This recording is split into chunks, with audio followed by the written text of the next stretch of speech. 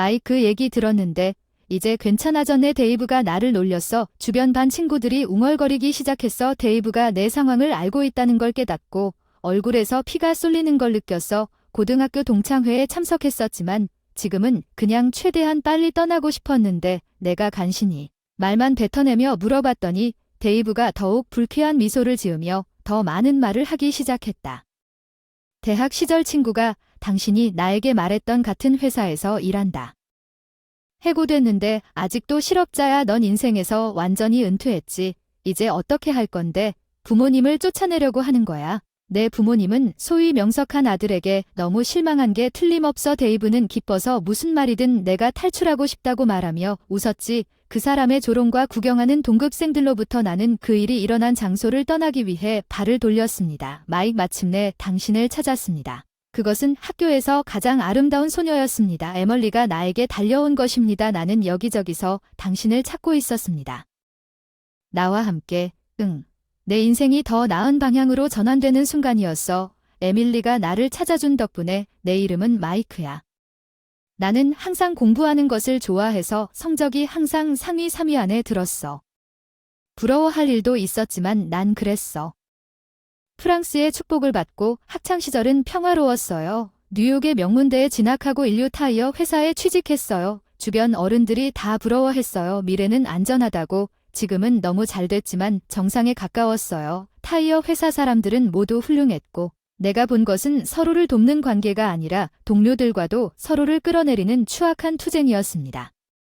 경쟁은 우정보다 강했고 사무실에는 친구가 없었습니다. 유일하게 안도감을 느낀 시간은 밤이었습니다. 잠자리에 드는 순간 내 직업은 항상 나를 지치게 했지만 여전히 매일 최선을 다해 노력했습니다. 다행히 상사가 나를 좋아했고 경쟁에서 살아남았는데 어느 날 갑자기 당신이 이 문서를 준비했습니까? 마이크가 내 상사에게 예라고 물었습니다. 조어지의 지시에 따라 만들었고 그가 확인하고 승인을 받았기 때문에 우리 고객 마이크에게 넘겼습니다. 당신이 말하는 것은 말도 안 되는 소리입니다. 오류를 수정하라고 했지만 당신은 내 지시를 무시하고 스스로 제출했습니다. 나는 이미 사과했습니다. 고객에게 마이크 고객은 더 이상 당신을 믿지 않습니다. 당신이 해야 할 일을 담당자로 바꾸지 않으면 계약을 취소하겠다고 하더군요. 당신에 대한 기대가 컸어요. 실망스럽네요. 잠깐만요. 다 조지의 명령이었죠. 다른 사람에게 비난을 전가하기 위해 부끄러운 조지에게 마이크의 후임자를 선택하고 인계받게 되었습니다. 상사가 떠나는 것을 지켜보며 감사합니다. 조지는 잠시 내 쪽을 바라보며 불쾌한 미소를 지었습니다. 나는 나를 싫어하는 조지에게 괴롭힘을 당했고 그는 우리의 공동 프로젝트를 이용하여 나를 유혹했습니다. 결국 해고당하고 직장을 잃은 후 해고당했습니다. 집에서 자고 일어나는 것 외에는 아무것도 할 수가 없었습니다. 다른 일자리를 찾아야 한다는 것을 알았지만 처음으로 일자리를 찾으려고 손이 움직이지 않았습니다.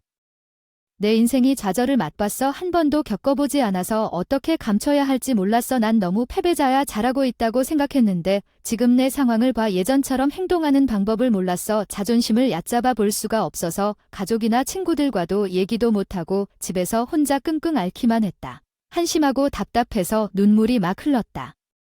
그렇게 몇 달이 지났다. 그날은 여느 때와 다름없이 컴퓨터 앞에 앉아 있었다.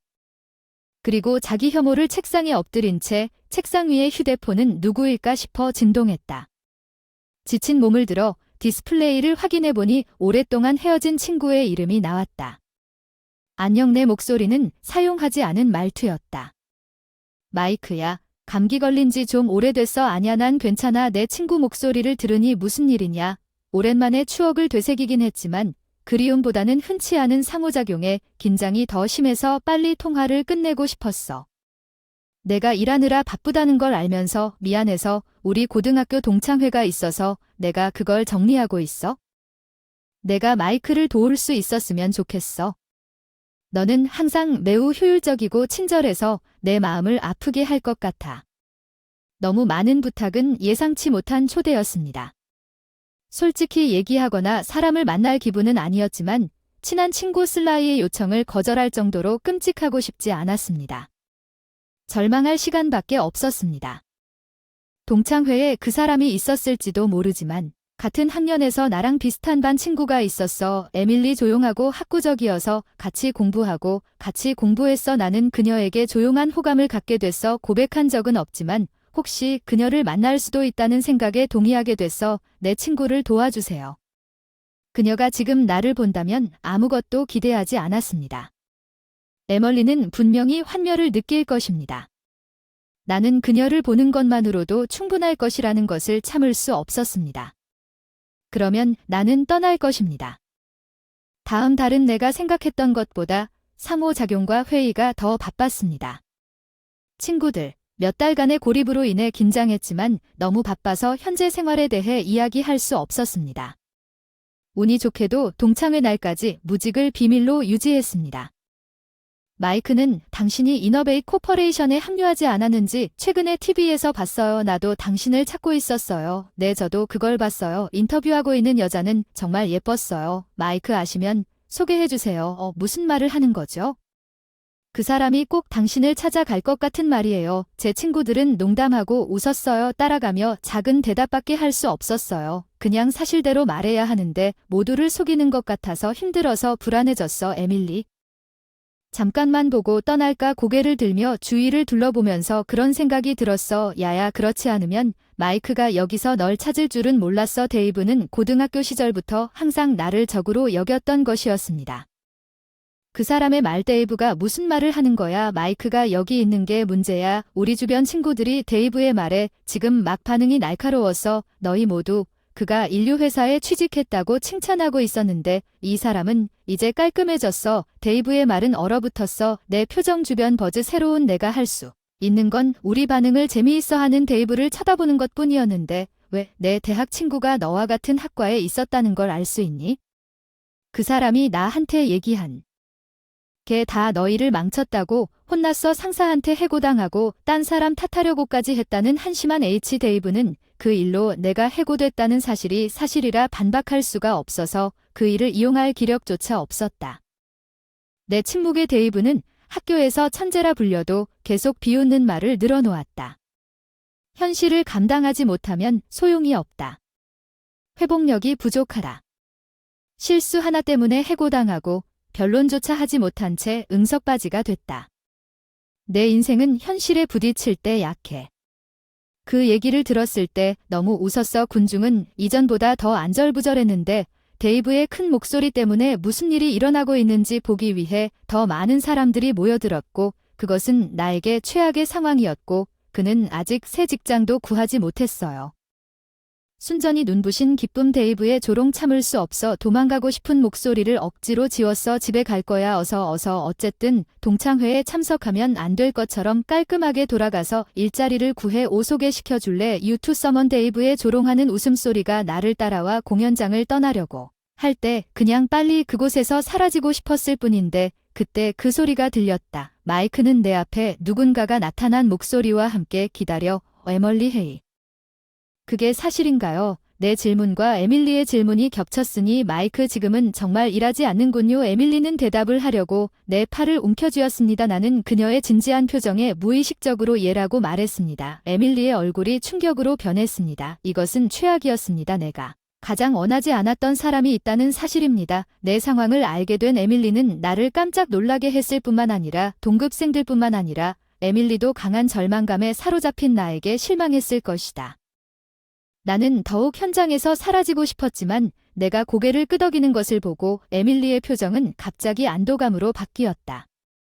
그리고 웃으며 내 손을 잡았다. 고등학교 때보다 더 성숙하고 아름다운 미소였다. 지금 상황도 잊어버리고 가슴이 뛴다. 고맙다. 그러면 당당하게 널 스카우트할 수 있어. 최근에 과외 학교를 시작했지?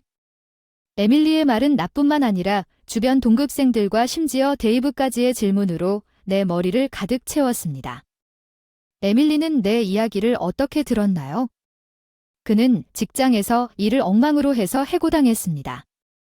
문제만 가져올 뿐입니다. 데이브는 고등학교 때부터 어떻게든 에밀리 옆으로 갔습니다. 데이브는 에밀리에게 관심을 보였고 여러 번 시도한 것 같아서 그때 에밀리와 함께 공부한 이후로 항상 나를 싫어했습니다. 내가 에밀리와 얼마나 가까운지 싫어하고 다정하게 나를 노려보며 나의 단점을 강조하지만 에밀리는 데이브의 말에 단호하게 반박한다. 실패를 겪은 사람은 쓸모없다고 생각하는가? 데이브는 단 한 번의 실패라도 허용하면 안 되는 것 아닌가? 대기업 CEO들과 해외에서 활동하는 연예인들도 인생에서 여러 번의 실패를 이야기하지만 데이브는 이제 그에게 했던 것처럼 거친 말로 그런 사람들을 조롱하고 조롱할 텐데 그게 마이크는 나야? 대학 입학 이후에도 많은 실패를 겪었고 수업에 어려움을 겪었고 자격증 시험에 합격하지 못했으며 입사하고 싶은 회사를 목표로 하지 못했으며 정신적으로 괴로워서 부모님에게 울부짖기도 하고 시간이 나면 병원에 가기도 했습니다. 회복하는 것은 다양한 이유와 환경에 달려 있습니다. 당신은 강할 수도 있고 실패를 모를 수도 있습니다.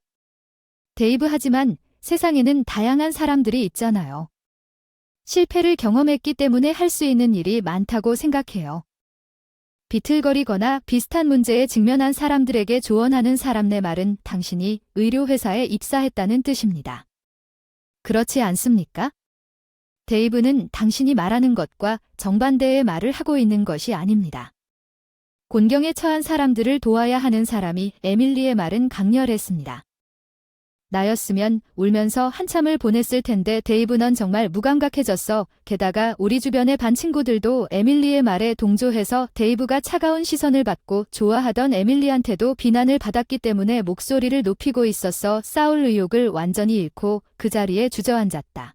에밀리, 마이크, 너도 많이 겪었지만 아까 말한 건 너만 괜찮다면 괜찮다는 뜻이야. 긍정적으로 생각해 주시면 좋을 것 같아. 그녀는 이렇게 말했다. 상냥한 미소를 지으며 마이크, 이렇게 힘든 시기에 도움을 요청하지 말았어야 했는데 말을 못한 건 나도 마찬가지야. 속여서 미안해. 넌 잘못이 아니야. 마이크, 우리는 그냥 우리끼리 푹 빠져버렸어. 다음 시간 되면 우리 모두 술 한잔 하자. 여러분 고마워요. 우리 반 친구가 해고된 이후로 나에게 친절하게 말해줬어요. 아니, 일을 시작한 이후로 항상 외로웠는데 이제야 깨달았어요. 주변 사람들에게 더 많은 도움을 구했어야 했어요. 그 어느 때보다 지금 와서 기쁘다. 친구들의 존재에 감사하고 그날 모두의 격려를 받은 총회가 끝나고 며칠 만에 느껴보지 못한 따뜻함에 휩싸여 드디어 찾았다. 에멀리에게 보답하려는 마음으로 앞을 내다볼 수 있는 힘, 나는 그녀의 초대를 감사하게 받아들였습니다. 동의해 주셔서 정말 기뻤습니다.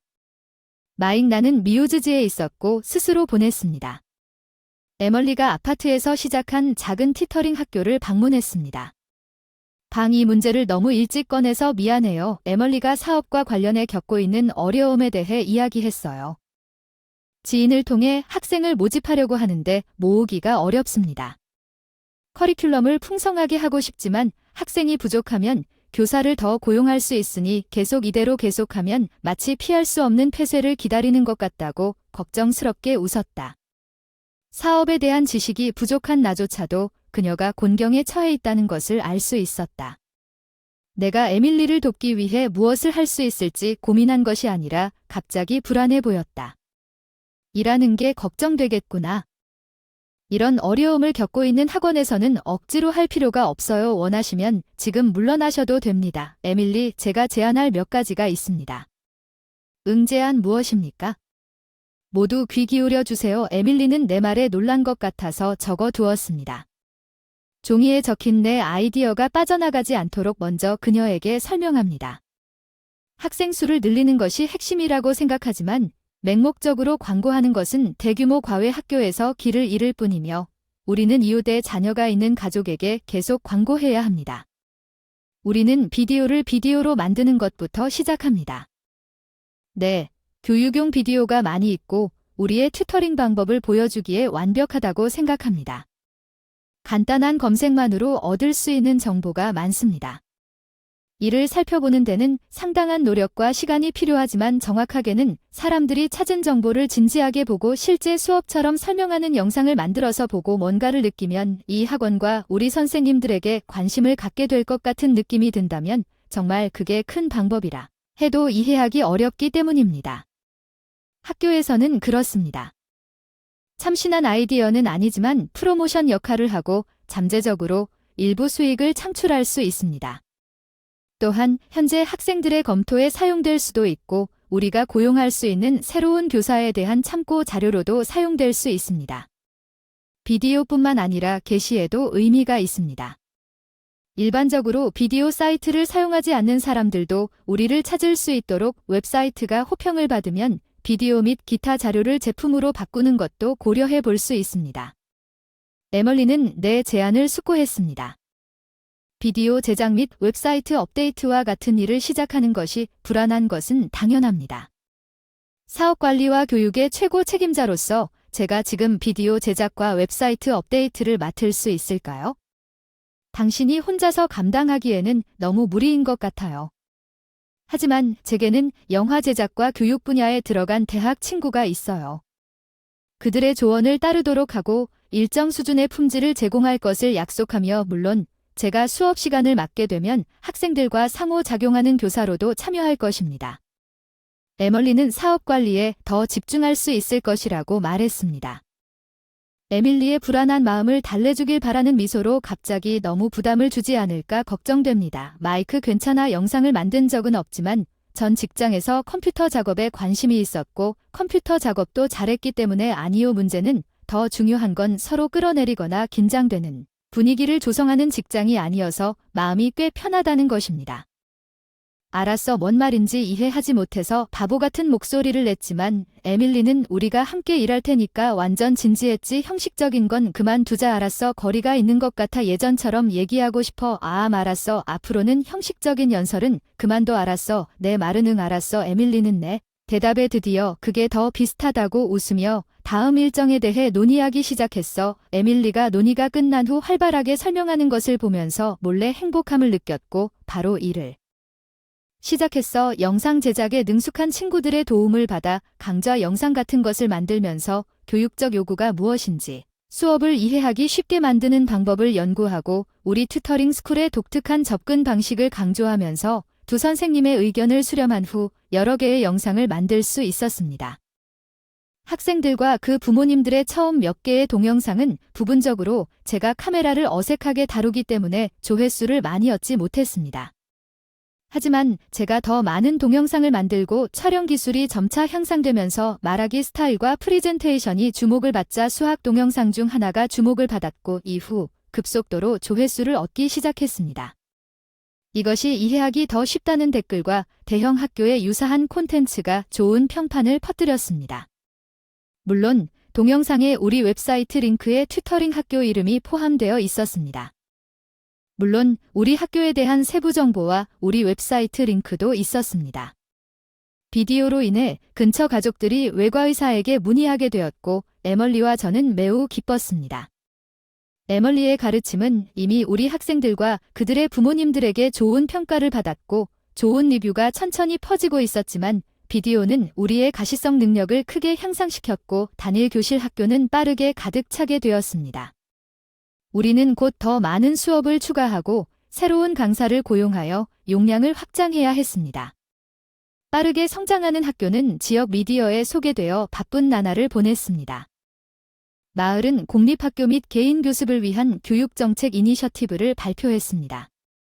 학교 협력 인근 공립학교를 대상으로 온라인 수업을 진행하는 과외학교 유명한 과외학교도 참여하고 있었는데 놀랍게도 에멀리의 학교도 지방정부에서 우리의 참여를 요청한 후 참여하도록 초대되었습니다. 결정적인 요인은 제가 만든 비디오였습니다. 그들은 이 이니셔티브를 위해 특별히 우리를 원했습니다. 저는 매우 기뻤습니다.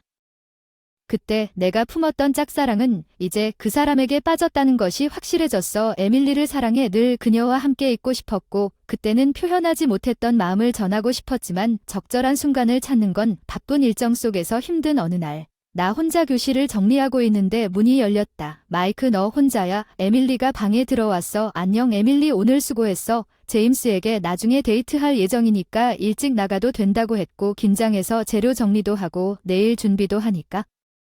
나머지는 혼자서 하면 될 것 같아서 이렇게 말하면서 의자도 가지런히 정리하고 방도 정리 중이었는데 데이트 젊어서 좋은가 뭐야?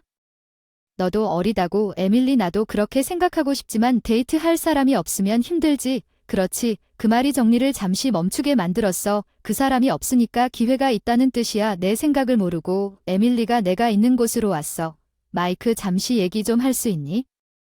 그녀는 근처 의자에 앉아 나에게 옆에 앉으라고 손짓했다. 내 초조함을 숨기려고 노력했다. 나는 겉모습을 유지하면서 그녀 옆에 앉았다. 잔잔한 향수가 느껴지지 않나요? 에밀리는 고등학교 때 우리가 도서관에 이렇게 함께 앉아 공부했던 기억을 떠올리며 눈을 가늘게 떴다고 하더군요. 예, 맞습니다. 그때도 선생님의 교육 방식은 너무 철저했어요. 나는 항상 생각했어요. 정말 신기하고 기뻤어요. 명쾌한 설명. 덕분에 늘 구원받았어요. 덕분에 수학 성적도 올랐어요. 에밀리의 행복한 미소가 너무 눈부셔서 얼굴을 똑바로 쳐다볼 수가 없었어요. 갑자기 표정이 좀 어두워지셨네요. 예전의 쾌활함과는 달리 그녀가 이 일을 하기로 마음먹었을 때 그녀가 하는 말을 열심히 들었다. 나는 앞으로도 누군가와 일하게 된다면 실패를 경험한 사람과 함께 하고 싶다고 항상 생각했다. 이전 회사에서 해고된 에밀리는 동창회에서 자신의 뒷모습에 대해 이야기했지만 이것이 당신이 언급한 동창회에서의 경험에서 나온 결론인지 궁금합니다. 조금 당황스러웠지만 그때 제가 말한 것 외에는 저는 많은 실패를 겪었지만 당신은 내 가르침을 칭찬했지만 내가 대학생이었을 때 여러 가족이 내 가르침이 형편없다고 불평하고 다른 교사를 요청했고 과외기관에서는 내가 안 하면 나를 내보내야 한다고 말하기까지 했습니다. 개선되지 않아 정말 실망스러웠습니다. 놀랍게도 저는 고등학교 때나 지금이나 항상 에멀리의 철저한 교육 방법을 존경해왔고 무엇이 잘못되었는지 알아내려고 노력하면서 과거의 어려움에 대해 전혀 몰랐습니다. 기술에 관한 것이 아니라 기술에 관한 것이 아니라는 것을 깨달았습니다. 태도에 대한 추가 정보에 저는 공부하면서 크게 어려움을 겪은 적이 없었고 일반적으로 약간의 노력으로 모든 것을 이해할 수 있었습니다. 수년 동안 저만의 접근 방식을 사용해왔고 왠지 다른 사람들도 똑같다고 가정하기 시작했습니다. 나는 학생들에게 진심으로 공감하지 않고서는 학생들의 감정을 이해할 수 없습니다. 나는 그들이 이해해야 한다고 생각했기 때문에 내가 가르치는 어떤 것도 통과되지 않는다는 것을 결코 깨닫지 못했습니다. 그녀는 그 당시에 나를 알았던 것이 약간 거만하다고 말하면서 웃었습니다. 그걸 깨달은 표정엔 괴로운 간절함이 가득했다. 가르치는 일에 자신감이 부족해서 결국 과외직을 그만두었지만 항상 괴로웠지. 그때 그 학생들을 제대로 대하지 못한 죄책감에 이번에는 내가 원했던 과외학원을 열었다. 학생들과 진심으로 공감하고 진심으로 철저하게 가르칠 수 있는 자리를 만들고 싶어서 인간의 약점과 고통을 이해하는 사람. 따뜻한 마음으로 누군가를 회복하는 법을 배운 사람과 함께 일하고 싶었고 에밀리는 우리를 찾아보았습니다. 열심히 지켜보던 눈이 마주쳤다. 사업이 어려울 때 표정이 밝아졌고 혼자서는 할 수 없다고 느꼈고 그때 너를 만났어. 마이크. 너는 동창회에서 힘든 시간을 보내고 있는 것처럼 보였지만 나는 마이크가 회복할 수 있다는 직관을 믿고 나는 당신에게 직접 접근했습니다. 당신이 동의했다는 사실에 놀랐지만 당신과 함께 일하는 것은 정말 즐거웠고 정말 감사합니다. 그녀가 동창회에서 그 미소로 나를 구해줬습니다. 그땐 내가 최악이었을 때에도 에밀리는 나를 믿고 구해줬어. 고마워해야 할 사람은 나야. 에밀리 동창회에서 같이 봤을 때 이 일에 초대해준 에밀리. 나는 정말 아무것도 없이 락바텀에 있었어. 회복할 수 있는 힘. 데이브의 말에 반박할 수도 없었어요. 실패 때문에 절망적인 줄 알았는데 당신의 말은 실패를 경험했기 때문에 할 수 있는 일이니까요. 그리고 우리 반 친구들의 격려가 너무 좋았어요. 나에게 좋은 점을 찾아주는 사람이 있다는 걸 깨닫게 되어서 더 긍정적으로 변하는 계기가 됐어요. 말을 해도 말로 표현할 수 없을 정도로 고마워요. 에밀리. 중요한 걸 가르쳐주고 깨닫게 해줘서 정말 고마워. 내 말에 에밀리 얼굴이 귀와 목까지 빨개졌어. 마이크. 사실 내가 너에게 접근한 이유는 또 다른 이유가 있었어. 그런 속셈이라 말하기 부끄럽지만 어서 고등학교 때부터 줄곧 좋아해서 널 본 그날 어쩔 수 없이 내게 다가갔지. 누군가와 일하려면 그래야 한다고 늘 생각했어. 너. 마이크야. 그때 손으로 얼굴을 가린 그녀는 너무 사랑스러웠어. 본능적으로 에밀리를 안아줬어. 마이크. 무슨 일이야? 내 갑작스러운 행동에 깜짝 놀라 에밀리는 살짝 당황했어. 귀에 바짝 대고 속삭이며 예열하던 감정을 나눴어. 에밀리도 동창회 이후로 늘 내게 마음이 있었어. 난 너를 더욱 좋아하게 됐어. 영원히 너와 함께 있고 쉽다는 생각을 했어. 너도 같은 마음이라는 걸 알기에 마음이 풀릴수록 너무 행복해. 내 포옹. 에밀리의 붉어진 얼굴이 바로 내 앞에 있었다. 당신이 내 여자친구가 될래? 내가 물었다. 그녀의 눈을 똑바로 바라보며 에밀리의 눈에 눈물이 흘렀다. 그래요. 우리는 둘 다 함께 웃었고 우리의 웃음소리는 과외 학교가 잘하고 있는 텅 빈 교실에 메아리 쳤고 에밀리와 이웃마을의 새 지점을 여는 것에 대해 논의하고 있었는데 갑자기 휴대폰이 울려 그곳을 바라보고 있었습니다. 전 상사의 이름이 표시되어 있었습니다. 회사를 떠난 지 꽤 시간이 지났고 무슨 일인지 궁금해서 대답을 했습니다. 전화 안녕 마이크 말하는 마이크. 갑자기 연락해서 미안해. 예전에 라이트에 왔던 실수와 관련된 문제가 좀 있었어. 회사 내에서 잠시 얘기 좀 할 수 있을까요? 매니저님과의 대화는 다음과 같았습니다. 제가 회사를 떠난 이후로 유사한 실수가 여러 번 발생하여 상부 경영진의 조사 지시에 따라 부서 내에서 문제를 일으켰습니다. 고객으로부터 심각한 불만을 제기한 모든 사건에 조어지가 연루된 것으로 밝혀졌습니다. 피고인 직원과 자세한 인터뷰가 진행되었습니다. 그들은 모두 우리가 문서를 작성했고 조지의 지시에 따라 이를 확인받았다는 일관된 증언을 했습니다. 그들 중 한 명이 조지와의 의사소통을 저장했고 이를 증거로 조지가 유망한 회사와 일했을 때 조지가 모든 사건에 연루됐다고 자백했다는 증거로 사용했습니다. 회사 내 직원은 문서를 조작하고 잘못된 지시를 하여 본질적으로 실수를 날조한 다음 책임을 다른 사람에게 전가하는 동시에 고객과의 거래에서 자신의 명성을 높이기 위해 성실한 것처럼 보였습니다. 조지도 같은 일을 했다는 사실은 다소 기만적인 전술이었습니다. 제가 근무하는 동안 매니저로부터 이런 전화가 왔습니다. 매니저는 진심으로 사과하고 조지가 해고당하는 등 심각한 결과를 겪게 될 것이라고 말했습니다. 그는 심지어 나에게 복귀를 고려할 것인지 물었지만 정중히 거절했습니다. 나는 현재의 삶에서 성취감을 찾았다고 설명했습니다. 직장을 다니고 학생을 그만둘 수 없었습니다. 저는 현재 매니저와 함께 일하고 있으며 이해하는 것 같았고 앞으로의 노력에 최선을 다하길 바란다고 말했습니다. 이는 내가 전화를 끊었을 때 현재 고용 상태에서 전달되는 놀랍도록 따뜻한 메시지였습니다. 에멀리는 걱정하는 표정을 지었습니다. 그렇게 걱정하지 않아도 된다고 다정하게 안아주며 안심시켰지만 대기업이라든지 돈이 많아도 미래가 보장되는 회사 중 하나라 당신 없이는 아무 의미가 없겠지. 나는 이 회사에 맞는 일을 하고 싶어 사랑하는 사람 평생을 당신 곁에서 보내고 싶어요. 고마워요. 다시 만났을 때 너무 사랑해요. 그때 우리는 고등학교 시절에 비해 많은 고난과 좌절을 겪었지만 모두 이겨내고 누구도 원하지 않는 행복한 순간을 이루었습니다. 실패나 좌절을 경험하려면 다시 회복하는데 엄청난 양의 에너지가 필요합니다. 모든 사람이 적극적으로 실패를 추구해야 한다고 말하는 것은 아니지만 실패나 좌절에 직면하더라도 귀중한 교훈을 추출하고 발전할 수 있는 방법을 찾는 것이 중요합니다. 당신을 기꺼이 지지해 줄 사람이 항상 있을 것이라는 확신이 있습니다. 도움을 요청하는 것은 결코 최근의 좌절로 인해 부정적인 것이 아닙니다. 저는 중요한 지혜를 얻었습니다. 앞으로 또 큰 도전에 직면할 수도 있지만 그런 일이 발생하더라도 저는 제가 배운 교훈을 간직할 것입니다. 이번에 배워서 학생들에게 나눠줬어요. 내가 가르치는 길에서 비키라고 어디 가는지 지켜보세요. 타임스퀘어에 떨어진 여성을 도우면서 무능한 당신. 마이클은 혀를 차며 나를 노려보았습니다. 나는 단지 노력하고 있었습니다. 누군가를 돕기 위해 나는 그가 코웃음을 치며 걸어가는 반응을 찾기 위해 고군분투하면서 내가 왜 그렇게 가혹하게 말해야 하는지 이해할 수 있습니다. 나는 완전히 분노했지만 그가 더 이상 나에게 그렇게 우월하게 행동하지 못하는 것은 시간 문제였습니다. 제 이름은 다니엘 22세입니다. 지금 내년에 대학을 졸업합니다.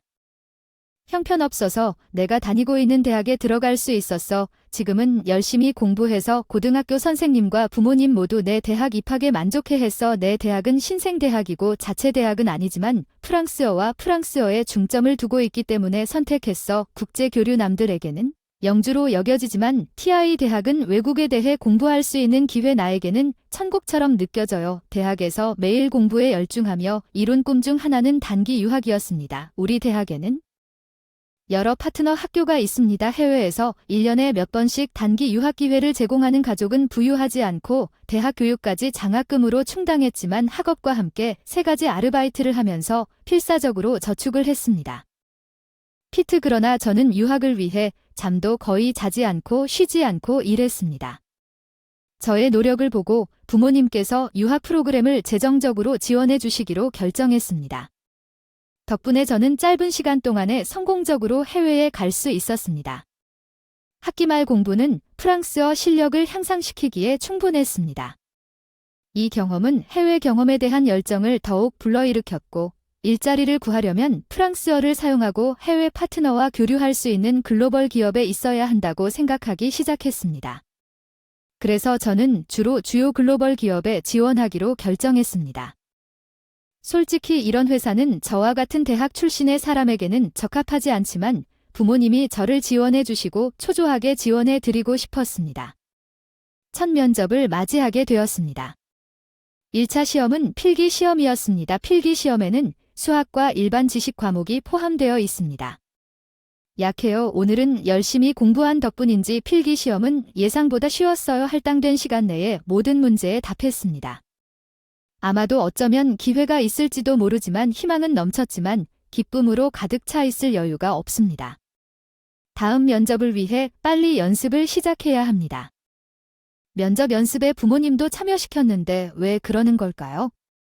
우리 회사에 일하고 싶다고 아버지가 면접관 역할을 하라고 옅은 미소를 지으며 옆에서 지켜보는 어머니가 꾸짖었다. 자기야 진지하게 받아들여라. 다니엘의 미래가 달린 일이야. 내 말이 맞아. 우리 부모님은 항상 나를 먼저 생각했어. H직장에서 성공해서 보답해야겠다고 다짐했지만 취업이 쉽지 않다는 걸 너무 잘 알기에 최선을 다해 취업을 하겠다는 다짐을 하게 됐는데 어느 날 결과가 나온 것 같은 기분이 들었어요.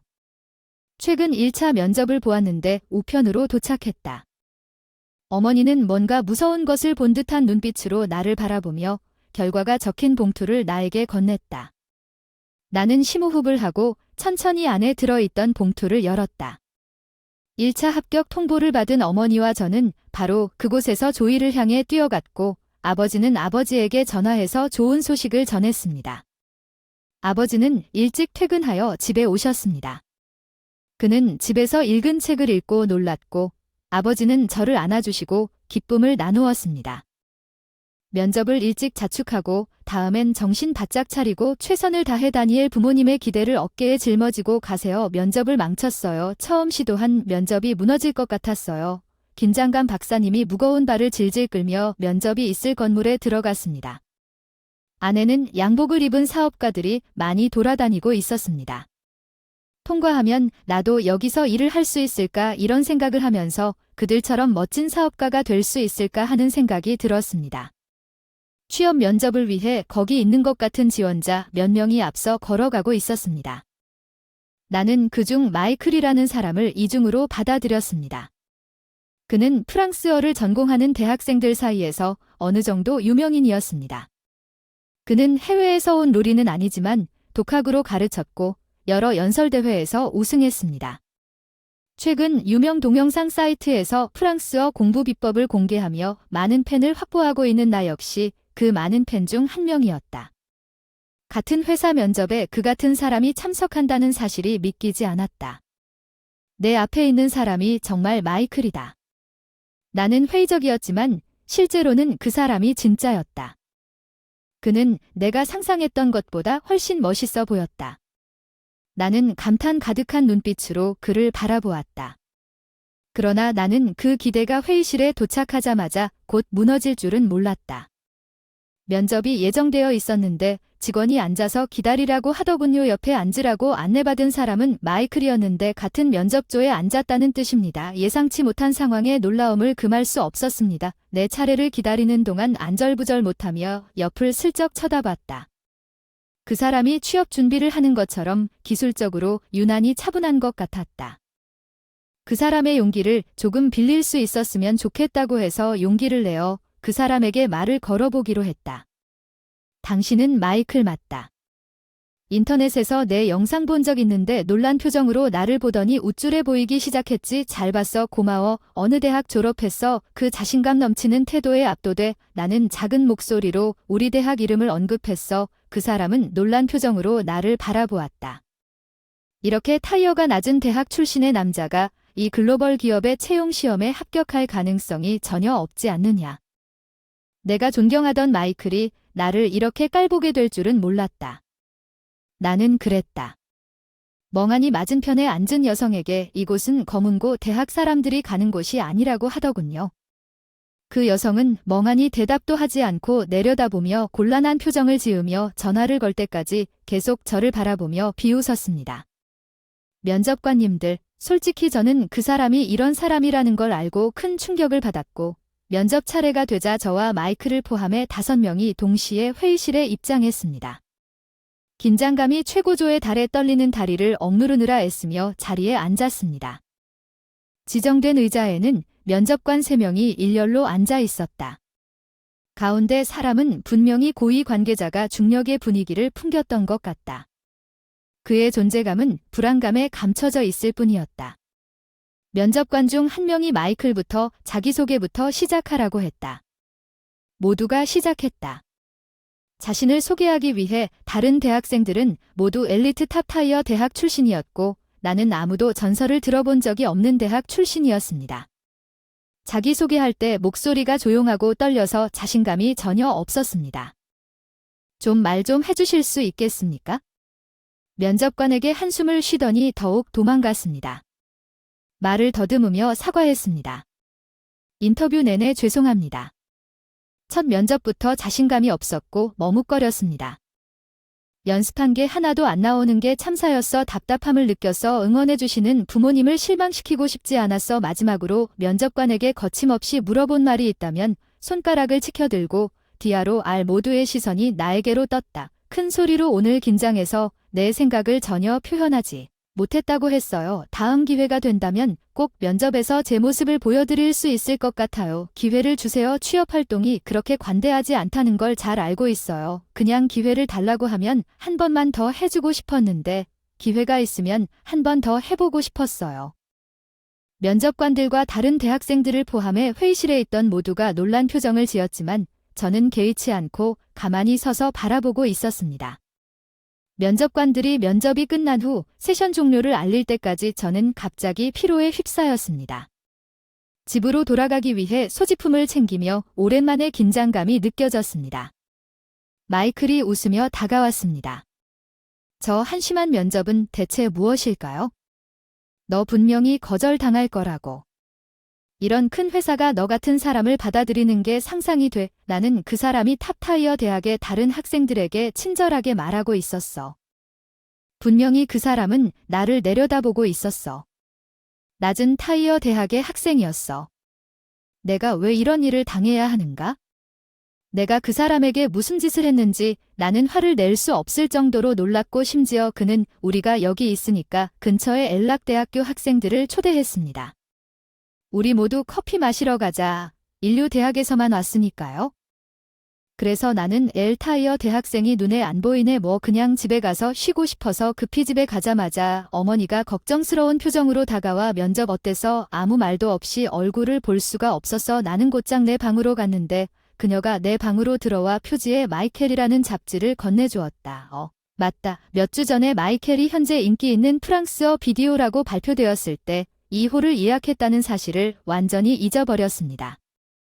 이제 크리에이터가 등장할 텐데 얼굴도 보고 싶지 않았다. 내가 존경했던 마이클은 겉모습에 불과했고 오늘 만난 진짜는 그의 어두운 면이었다. 나는 그때부터 그를 잊어버리기로 결심했다. 마이클의 영상을 보지 않았다. 몇 주가 지나도록 즐겨보던 회사에서 인터뷰를 했는데 응답을 기다리는 동안 아직까지 연락을 받지 못했습니다.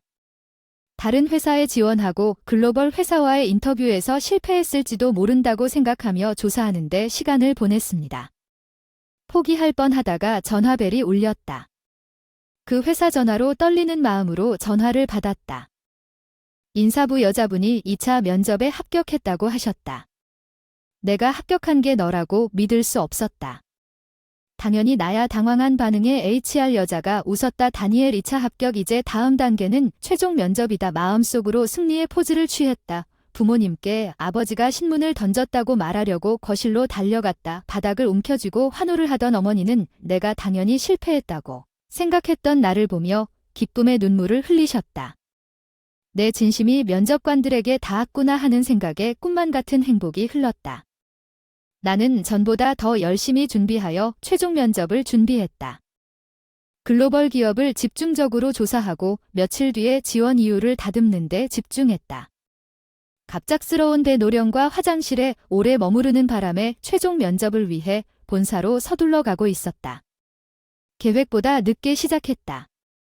최종 면접에 늦지 않도록 하고 눈에 보이는 본사 건물에 가까워서 지각하지 않고 할 수 있었던 건 타임스퀘어만 지나서 안도의 한숨을 쉬었는데 바로 앞에 금발머리의 여자가 있었다. 머리카락과 눈에 띄는 용모가 급격하게 떨어졌습니다. 자세히 살펴보니 일어나려고 애썼습니다. 근처에 흰 지팡이가 놓여 있는 것을 보았고 의안을 사용하고 있는 것 같았습니다. 그 여자는 시각 장애가 있는 것 같았지만 본능적으로 그녀를 도와줄 사람이 주변에 아무도 없었습니다. 무능한 당신이 꼭 필요했습니까? 너무 가혹하군요. 그 사람도 최종 면접 가는데 면접 시간이 가까워서 급한가 봐요. 짜증나면서도 무시하고 여자는 깜짝 놀라면서도 고맙다고 하더군요. 정말 고마워요. 그런데 넘어질 때 다리를 다친 것 같았어요. 절뚝거리고 있었어요. 시계를 확인하면서 이대로 놔둘 수가 없었어요. 인터뷰까지 20분 정도 남은 걸 보니까 제가 부탁한 역까지 도와줄 시간이 딱 있었어요. 그 여자는 어디로 가야 하는데 대답을 원하시면 제가 동행해 드릴 수 있습니다. 저 건물로 가야 하는데 괜찮습니다. 공교롭게도 그녀가 언급한 건물이 제 인터뷰 예정 장소이기도 해서 당신을 괴롭히고 싶지 않습니다. 아니요, 약속이 있어서 같은 곳으로 가는데 같이 가자. 그녀의 손을 잡고 함께 인터뷰가 예정된 건물로 향했다. 나는 같은 곳으로 갈 때부터 항상 어려운 사람들을 돕는 타입이었다. 도와주면 좋겠다고 생각하고 계속해서 사과하고 감사하다고 했습니다. 평소에는 차로 오는데 오늘은 급해서 기다릴 수 없어서 걸어서 갔습니다. 이 길이 익숙하지 않아서 걷기가 어렵습니다. 정말 미안해요. 그녀가 내 시간을 걱정했던 시간이 확실합니까? 아슬아슬한 상황이었지만 나는 모든 것이 괜찮은 척했습니다. 시간은 걱정하지 마세요. 시간은 괜찮습니다. 나는 그녀가 이 말을 듣고 있다고 확신했습니다. 그녀는 몇 분 후에 다시 나에게 미소를 지었습니다. 무사히 건물에 도착했습니다. 면접 시작 10분 전이었습니다. 늦지 않고 건물에 도착했고 시간적 여유가 있어서 10층에 약속이 있어서 왔던 길 그대로 여기에서 출발하겠습니다. 여자가 나가라고 외쳤다. 10층 서프라이즈. 나도 거기로 갈게. 10층은 내가 최종 면접을 보기로 한 글로벌 기업이 단독으로 사용하고 있던 곳인데 혹시 이 여자도 면접을 위해 그곳에 가고 있었던 걸까? 여자는 양복은 아니고 평상복 차림하니 면접 보러 온 건 아니겠지 의아해하면서 우연이구나 같이 가자고 했더니 10층에 도착해서 둘이 엘리베이터에 탔다. 나 같은 구직자들이 앉아서 기다리고 있는 걸 봤어. 최종 면접 차례가 되자 10층에서 안내를 하면서 그 여성에게 무슨 일이냐고 물었습니다.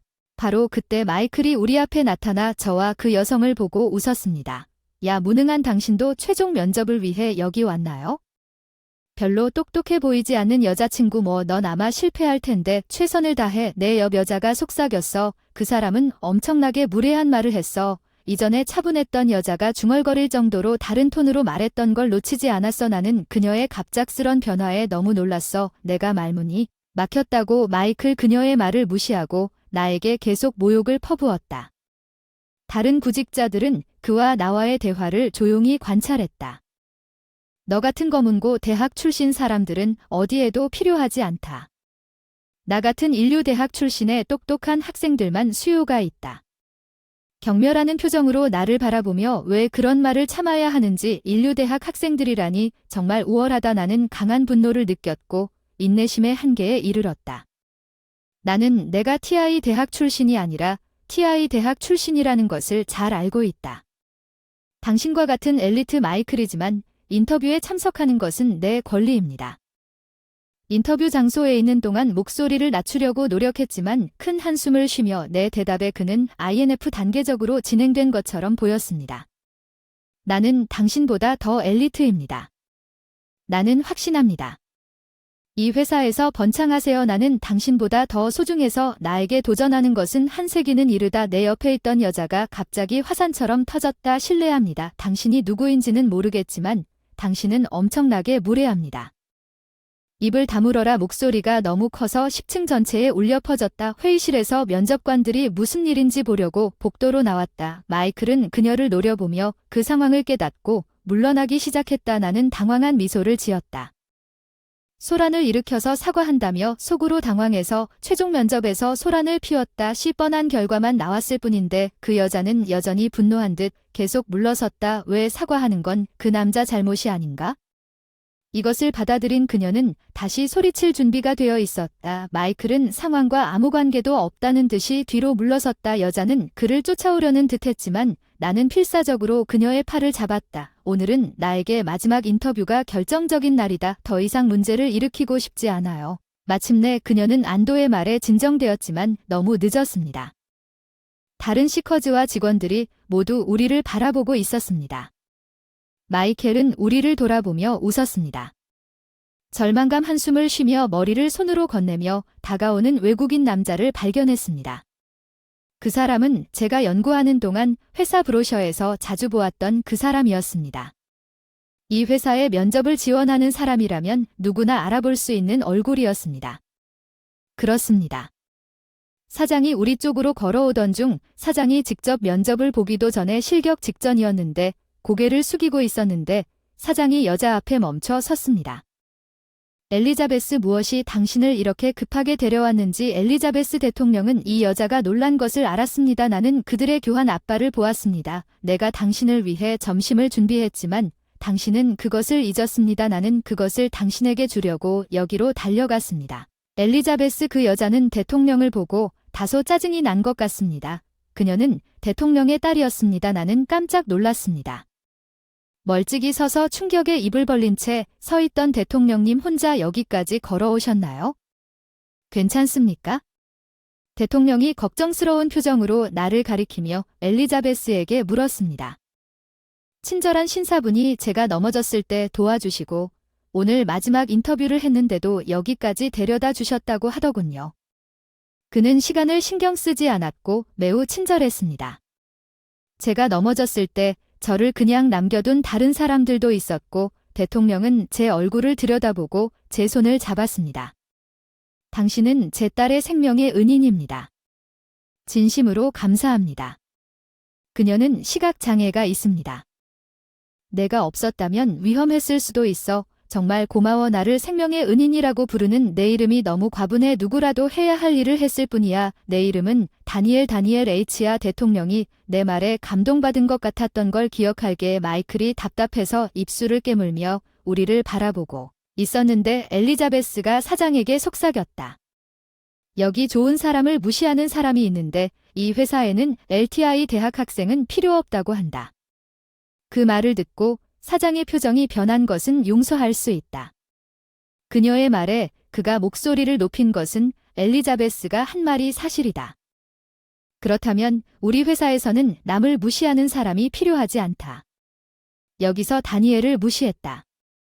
최종 면접을 기다리는 구직자들은 침묵했고 마이클이 그것을 깨닫는 사람은 아무도 없었다.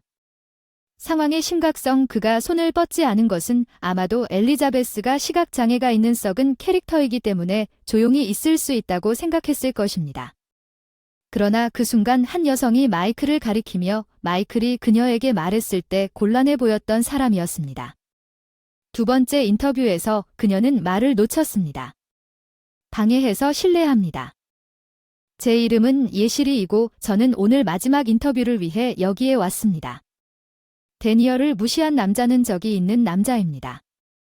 마이켈은 예시리를 보고 충격을 받은 표정을 지었습니다. 당황한 사람은 내가 그를 결코 무시한 적이 없다고 말했습니다. 다니엘, 그는 지금까지 얕보았던 나에게 동의를 구하고 있었습니다. 내가 LTI 대학 출신이라는 모든 경멸적인 말을 한 후 이제 그가 원하는 것은 무엇입니까? 위치가 위협받고 있어 내 반응이 얼마나 명확했는지. 마이켈이 나를 무능하다고 했을 때 그것은 단지 농담이었고 나 같은 엘타이어 대학의 학생들은 어디에도 필요하지 않다고 말했을 때 당신은 나를 무시하지 않았습니까? 나는 그가 했던 말을 반복했습니다. 이마에 식은 땀이 흘렀다. 그런 말을 한 기억은 없다. 점점 말을 제대로 하지 못하게 되면서 점점 더 절박해지고 있었다. 엘리자베스의 말이 결정타를 날렸다. 엘리자베스는 불에 연료를 더해 그를 바라보며 큰 소리로 말했다. 당신은 무능한 사람이지 당신은 확실히 그런 경멸적인 말을 했습니다. 나는 그 말을 잘 기억합니다. 당신은 내가 똑똑해 보이지 않는다고 말까지 했습니다. 대통령은 그녀의 말을 듣고 웃었습니다. 마이클은 그녀가 명문대학을 수석으로 졸업한 것이었습니까?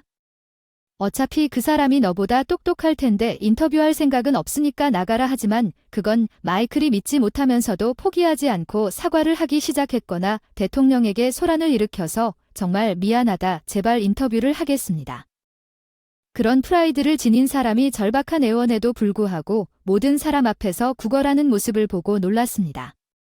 대통령은 그를 쳐다보지도 않았습니다. 결국 경비원이 도착하여 그가 있는 동안에도 그를 물리적으로 건물에서 쫓아냈습니다. 호의를 받으며 그는 계속해서 대통령에게 간청했습니다. 제 말을 들어주십시오. 경비원은 마이클을 엘리베이터로 데려가서 대통령에게 도시락을 건넨 후 그를 엘리자베스 밖으로 데리고 나갔습니다. 미소를 지으며 마지막 인터뷰에서 큰 행운이 있을 것이라고 말했습니다. 그리고 그녀는 흰 지팡이를 들고 있었습니다. 떠났다. 마이클의 퇴사 후 그녀 덕분에 마음이 따뜻해졌다. 평화가 10층으로 돌아왔고 아무 일도 없었다는 듯 최종 면접이 진행됐다. 드디어 평소처럼 내 차례가 왔다. 전화를 받으면 가슴이 터질 것 같은 긴장감이 들었다. 인사부 직원이 큰 소리로 대답하고 회의실에 들어섰습니다. 긴장과는 달리 사장을 중심으로 면접관 5명이 앉아 있었는데 면접관들은 친절해 보였고 미소까지 지어줬습니다. 특히 사장은 그러지 말라고 하더군요. 긴장됐어 괜찮아 내 긴장을 풀어주려는 것 같았어 심호흡을 하고 사장님의 말씀을 마음에 새기고 격려 덕분에 마음을 가라앉혔어 마지막에는 생각보다 긴장감 없이 나의 의욕과 열정에 대해 이야기할 수 있었다. 사장님 웃으며 회사의 경영 이념을 물었습니다. 자신 있게 대답했습니다. 자신에게도 남에게도 친절한 회사입니다. 사장님께서 고개를 끄덕이시며 박수를 치시며 그 어떤 연습보다 완벽한 최종 면접이었습니다. 깊이 인사하고 퇴장했습니다. 2주 뒤에 결과가 발표될 회의실 가방을 들고 나는 놀라움에 들뜬 기분으로 건물을 나왔다. 엘리자베스는 건물 입구에 서 있었다. 밖은 꽤 추웠고 그녀는 그곳에서 무엇을 하고 있을까 궁금해서 나는 그녀의 어깨를 두드렸다. 내 질문에 그녀는 웃으며 기다리고 있었다. 다니엘 도와줘서 고마워요. 우리 커피 한 잔 어때요? 고마워요. 고맙다고 대답하고 근처 카페에 같이 들어가 주문했어요. 둘이서 커피 맛있게 마셨네요. 오늘 너무 고마워요. 시력을 잃은 이후 처음으로 그 타임스퀘어를 탐색해봤는데 꽤 무서웠지만 당신 덕분에 괜찮았어요. 다행이에요. 도움을 드릴 수는 있지만 어떻게 시력을 잃었는지 물어봐도 될까요? 물어보기가 망설였지만 호기심이 더 커졌습니다. 그러다가 작년에 병으로 인해 시력을 잃었다고 하더군요. 표류한 친구들을 언급하며 슬픈 표정을 지었습니다. 의안을 받은 후 본능적으로 손을 내밀어 손을 잡았어요. 엘리자베스 당신은 친절함으로 남을 옹호하는 친절한 사람이에요. 당신은 분명 곧 새로운 친구를 사귈 거예요. 봐 이미 제 안에 친구가 생겼어요. 그 말에 그녀는 행복해 얼굴이 붉어졌고 우리는 계속 대화를 나누었고 그녀와 이야기를 나눈 지 2시간이 넘기도 전에 나는 그녀의 강한 성격에 점점 더 끌리게 되었습니다. 나는 그녀가 평소에는 요청하지 않았던 조치를 취하는 것에 대해 더 알고 싶었습니다. 그녀의 연락처 정보는 일반적으로 그런 요청을 시작하기 위해 예약되어 있는 경우가 거의 없었습니다. 그녀는 기꺼이 연락처 정보를 교환하기로 동의했습니다. 그때부터 우리는 의사소통을 시작했고 좋은 우정을 유지했습니다. 2주가 지나서 최종 인터뷰 결과가 도착하는 날 아버지가 그날을 잡았습니다. 퇴근하고 어머니는 집안일을 포기하고 초조하게 전화를 기다리며 그 모습을 보니 더욱 초조해져서 아침 내내 전화도 없이 방에서 기다리기로 했습니다. 나는 희망을 잃기 시작했습니다. 전화가 크게 울려서 부모님이 놀라서 어머니가 전화를 받으시더니 머뭇거리며 수화기를 들고 나에게 달려왔다. 나는 상대방의 목소리를 알아채고 전화를 받았다. 다니엘, 너는 받아들여졌다. 열심히 일할 준비가 됐니? 저희 회사에서 사장님께서 직접 전화하셔서 성공 소식을 전해주셨는데 너무 기쁘고 설렘에 떨면서 겨우 대답했어요. 네, 절대 감사합니다. 이 기회에 정말 감사하고 열심히 하겠다고 다짐합니다. 감사합니다. 너무 눈물이 뺨을 타고 흘러내렸습니다. 통화가 끝난 뒤 나도 모르게 부모님이 나를 껴안고 눈물을 흘렸다. 정말 해냈구나. 얘야, 수고했어. 정말 축하해야겠다. 나는 흥분해서 내가 좋아하는 칠면조 사러 갈 거야. 그들은 서둘러 쇼핑하러 나갔다.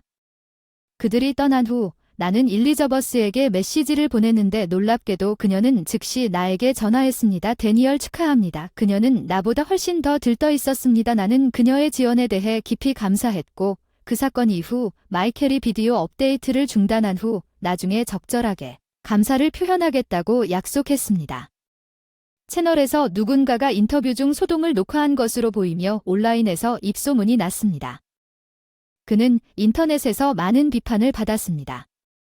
그는 사이버 괴롭힘을 견디지 못하고 본성상 비디오 플랫폼에서 사라지는데 오래 걸리지 않았습니다. 면접 때 노출된 에스코 구직 활동이 잘 안 되어 결국 아르바이트를 하게 되었다는 소식을 듣게 되었는데 많은 사람을 얕잡아 본 사람에게는 딱 맞는 결과인 것 같았지만 나는 속상함을 느꼈다. 그 사람이 조금 안타깝습니다. 다른 사람이 어떻게 그들에게 큰 상처를 줄 수 있는지에 대한 귀중한 교훈을 얻었기를 바랍니다. 그는 자신의 행동의 결과를 경험하고 반성해야 합니다.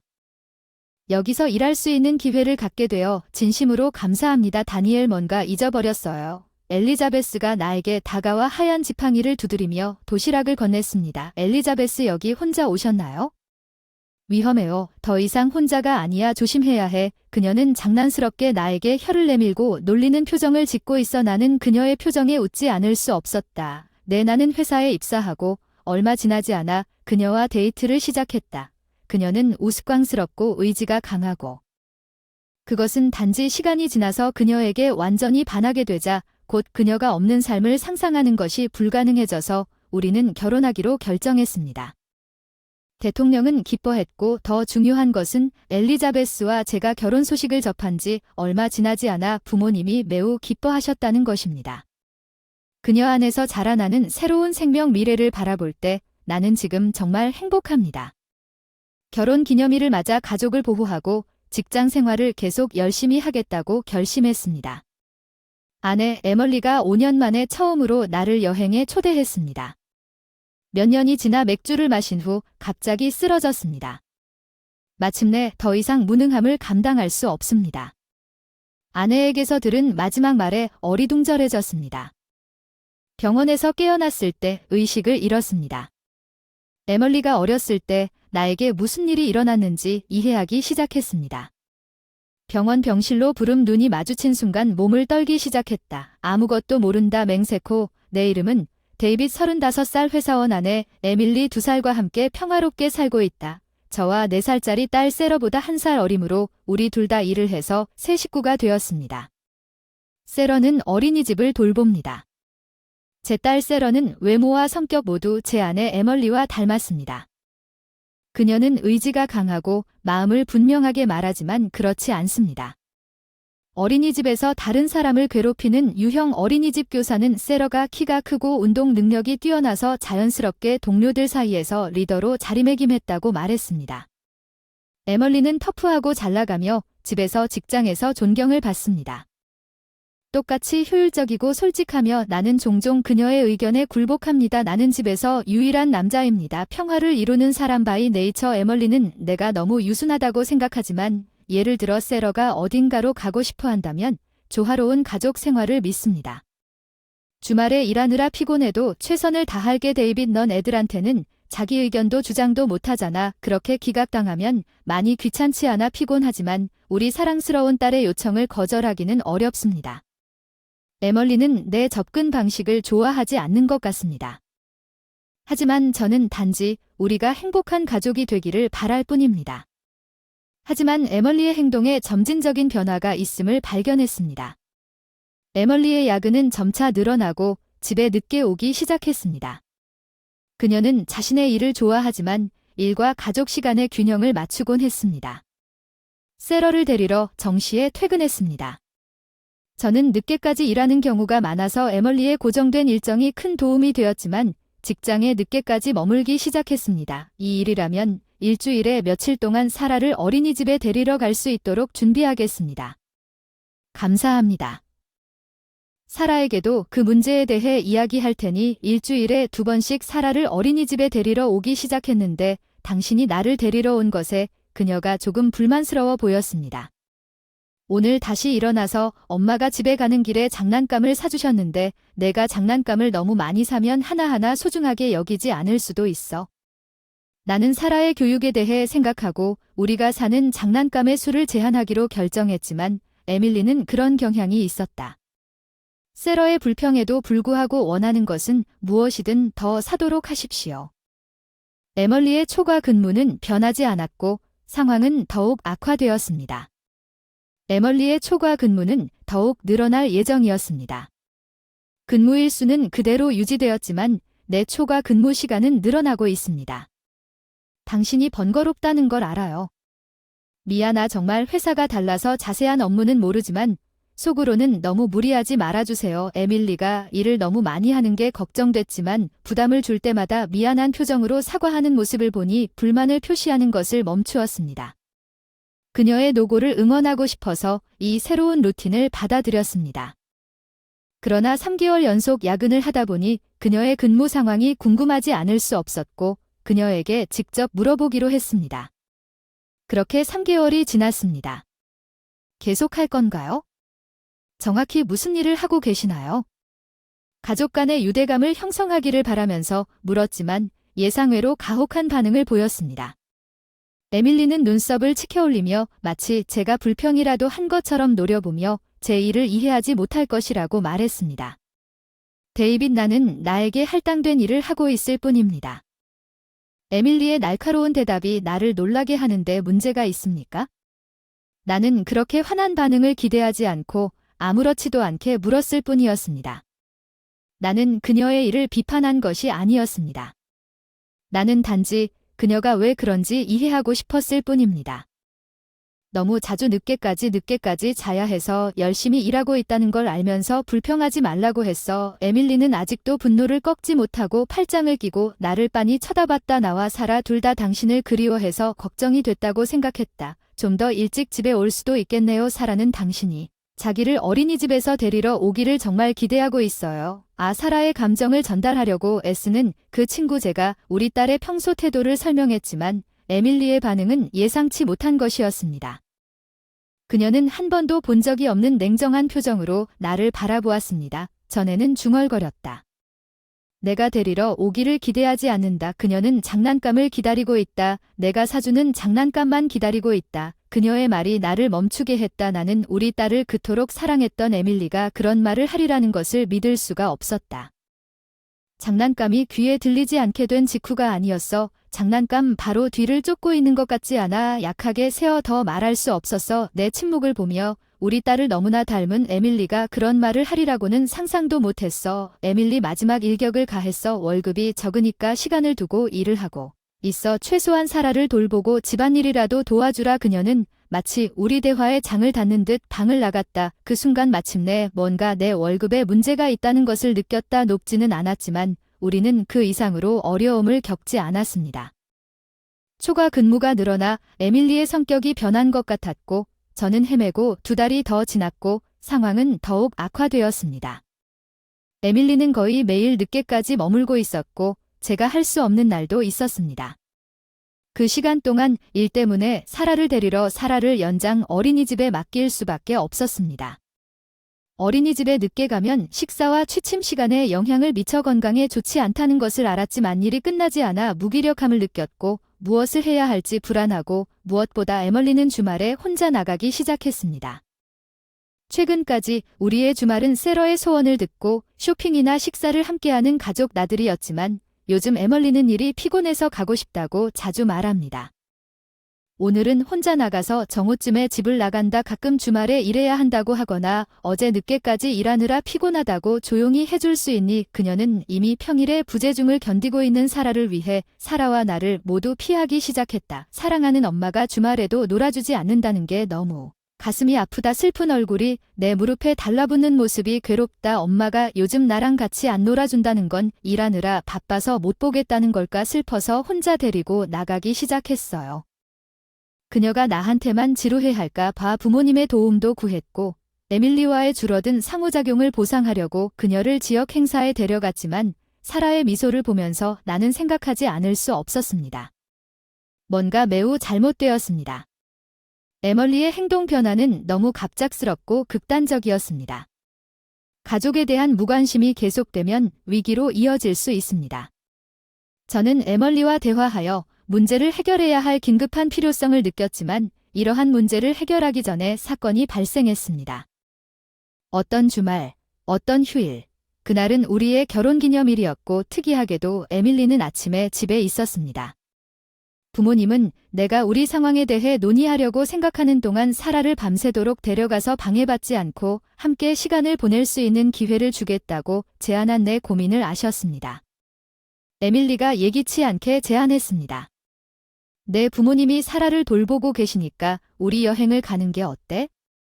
늦게까지 일을 시작한 이후로 웃는 모습을 본 적이 없다는 걸 기억하며 이렇게 유쾌하게 말을 건네는 건 반년 만에 처음이었을 텐데.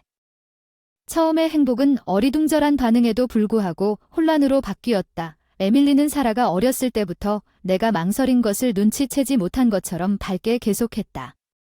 우리는 평화롭게 여행을 갈 수 없었지. 그렇지 좋은 곳을 찾았으니 가자.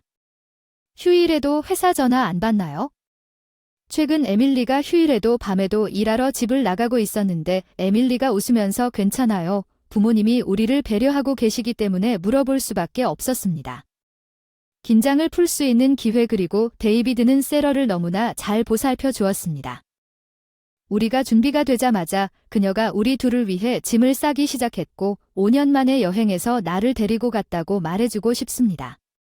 사라가 태어나기 전 마지막 여행 결혼기념일 여행 신혼여행으로 돌아간 것 같아서 행복했고 최근 일 때문에 짜증이 났던 에밀리는 다른 사람처럼 보였고 풍경과 식사를 즐겁게 즐기며 유난히 쾌활한 태도에 놀랐다. 나도 여행을 즐기기로 했다. 지역 유명 레스토랑에서 식사도 하고 건배도 했다. 에밀리 존의 레스토랑은 분위기도 좋고 음식도 맛있었다. 항상 있어줘서 고마워요. 사라를 챙겨주셔서 일할 수 있어요. 정말 고마워요. 에밀리가 술을 많이 마시고 웃으며 맥주를 권했다는 말을 들으니 좋다고 하더군요. 저는 손을 씻으면서 화장실에 갔다가 거울을 보며 오늘은 무슨 일이냐고 자문했습니다. 그녀는 초과 근무를 하기 전이었습니다. 우리 관계가 계속 개선되기를 바랍니다. 에밀리의 특이한 행동에 대해 의심과 행복이 뒤섞인 감정을 느꼈지만 이것이 그녀가 계획한 특별한 여행이었다는 사실을 스스로 상기시켰습니다. 나는 그곳에서 우리 테이블로 돌아왔습니다. 나는 내가 익지 않은 맥주를 찾았습니다. 주문한 기억이 나요. 잔이 비었기 때문에 주문했어요. 덕분에 조심성도 친절함으로 녹아내렸어요. 아내 에밀리가 나를 따뜻하게 웃어주는 모습 보며 참았던 조심성이 녹아내리기 시작했어요. 더 이상 그녀의 선의를 의심하지 않기로 했어요. 그리고 나는 그녀가 제안한 맥주를 마셨다. 우리가 이렇게 편안하게 지내고 경계심을 늦추는 것이 마지막이었는지 궁금했다. 나는 결국 너무 많이 마셨다. 나는 별로 취하지 않았다. 에밀리가 간직한 술을 별로 좋아하지 않아서 취했다. 평소에는 술을 마시라고 권유했는데 우리가 식당을 떠날 때쯤이면 그녀는 만취해서 그녀의 도움 없이는 거의 걸을 수 없었고 졸음에 휩싸였습니다. 죄송합니다. 제가 너무 많이 마셨을지도 모르지만 괜찮습니다. 그래 시야가 흔들리자 밖으로 택시를 불러올게 의식을 유지하려고 노력했지만 곧 한계에 도달 머리가 가벼워지고 시간 감각이 흐릿해지더니 결국 의식을 잃었어. 그 순간 에밀리가 드디어 끝났다고 말하는 걸 들었어. 다음 날 나는 더 이상 무능함을 다루지 않습니다. 나는 침대에 누워있는 낯선 방에서 일어났습니다. 하얀 천장 상자와 시트는 그곳이 병원임을 암시했습니다. 내가 깨어있는 것을 가장 먼저 알아차린 것은 시아버지 마이클이었습니다. 그는 내 얼굴을 들여다보며 말했습니다. 그의 눈에는 눈물이 그렁그렁하다. 데이빗, 당신은 깨어났어요. 걱정하지 마세요. 당신은 병원에 있어요. 병원. 마이클이 나를 안심시키려고 했지만 내 혼란은 더욱 깊어졌습니다. 방구석, 무슨 일이야? 너도 왜 여기 있니? 내가 말할 때 린던은 깜짝 놀라서 쳐다봤다. 당신이 깨어있어서 정말 다행이다. 데이비드, 내가 에멀리에게 병원에 오라고 연락했어. HP 그녀가 지금 당장 오겠다고 했지만 이미 끝났어. 꽤 오랫동안 에밀리가 사건 이후 나를 어딘가에 떠난 것 같았습니다. 나는 그녀가 어디로 갔을지 어렴풋이 짐작했지만 내 상태가 정확히 무엇인지 내 질문에 대답한 사람은 마이클이었습니다. 데이비드, 당신은 어젯밤에 길거리에서 행인이 자고 있는 것을 발견했습니다. 도움을 청한 사람 당신을 병원으로 데려온 건 길에서 차에 치이지 않은 게 다행이군요. 술에 취해서 길에서 잠들었고 나와 함께 있었어야 했던 에밀리가 내가 고민하는 동안 나를 거기 두고 떠났습니다. 마이클은 계속해서 병원에서 몇 가지 검사를 했는데 아마 내가 술을 너무 많이 마셨기 때문일 거라고 했어. 갑자기 술을 별로 마시지 않게 됐지. 그렇지, 아마 혼자 나가서 약간 흥분했을지도 몰라. 나는 혼자가 아니었어. 에밀리와 함께 있었어. 충격을 받았어라고 외치며 시댁 식구들이 서로 시선을 교환했는데 호텔 예약이 당신 이름으로만 이루어졌다고 했어요. 데이비드, 에밀리가 어제 재택근무 중이라 걱정이 거의 의심스러울 정도라고 하더군요. 표정이 불안한 느낌을 주었어요. 에밀리가 확실히 나와 함께 있는데 왜 그런 것 같나요? 저는 혼자였습니다. 다행스럽게도 누군가가 당신을 빨리 발견해서 그녀의 몸에서 술이 빠져나갔습니다. 당신이 자고 있는 동안 차가 왔다면 무슨 일이 일어났을지 생각하면 끔찍해요. 마이클이 말했지만 에밀리는 어디에 있는지 제가 그녀에게 메시지를 남겼어요. 린다가 이 말을 듣고 한숨을 쉬었습니다. 에밀리가 나에게 한 마지막 말이 생각났습니다. 마침내 끝났습니다. 더 이상 무능함을 다루지 않겠습니다. 그녀가 의도적으로 나를 떠났을 수 있었습니까? 에밀리의 행동에 미스터리가 많았는데 왜 그럴 수 없었습니까? 그녀와 얘기하지 않고는 아무것도 확인하지 못했습니다. 제가 무능력한 동안 부모님은 계속해서 제 딸을 돌보고 계셨습니다. 왜 그들이 병실에 없었는지 궁금합니다. 그때 병실 문이 벌컥 열리더니 누군가가 달려왔습니다. 서둘러, 데이비드가 죽었어. 문제가 생겼다고 들었어. 에밀리의 목소리가 들리더니 내 침대 주위에 커튼이 열리더니 그녀의 시끄러운 입구로 인해 내 시어머니가 눈살을 찌푸리게 되었고 우리 눈이 마주친 순간 에밀리의 얼굴이 그들 사이에 나타났습니다. 왜 당신은 살아 있습니까? 안 좋아. 에밀리는 창백해지고 비명을 지르며 격렬하게 떨기 시작했다. 나는 아무것도 모른다고 맹세한다. 에밀리는 이를 제잘거리며 여전히 떨면서 작별 인사를 남기고 무릎을 떨면서 재빨리 병실을 떠났다. 빨리 방에서 나가서 그녀의 부모님이 말리려는 시도를 무시한 후 우리는 그녀에게 여러 번 전화를 시도했지만 그녀는 시어머니에게 사과를 많이 하지 않았고 검사를 위해 하루 더 병원에 머물렀기 때문에 마침내 퇴원할 수 있었습니다. 다음 날은 놀랍게도 술을 마시고 거리에 버려졌음에도 불구하고 기분이 좋았던 시댁 식구들이 옆에 있어주고 서류 작업과 생활 필수품까지 챙겨주셔서 더 많은 배려를 해주셔서 더 미안한 마음이 들었습니다. 퇴원하자마자 사라를 만나러 부모님 집에 갔습니다. 딸이 나를 만나서 기뻐하는 동안 비록 며칠 떨어져 있었지만 다시 만난 것 같은 느낌이었습니다. 부모님에게 좀 더 돌봐달라고 부탁했습니다.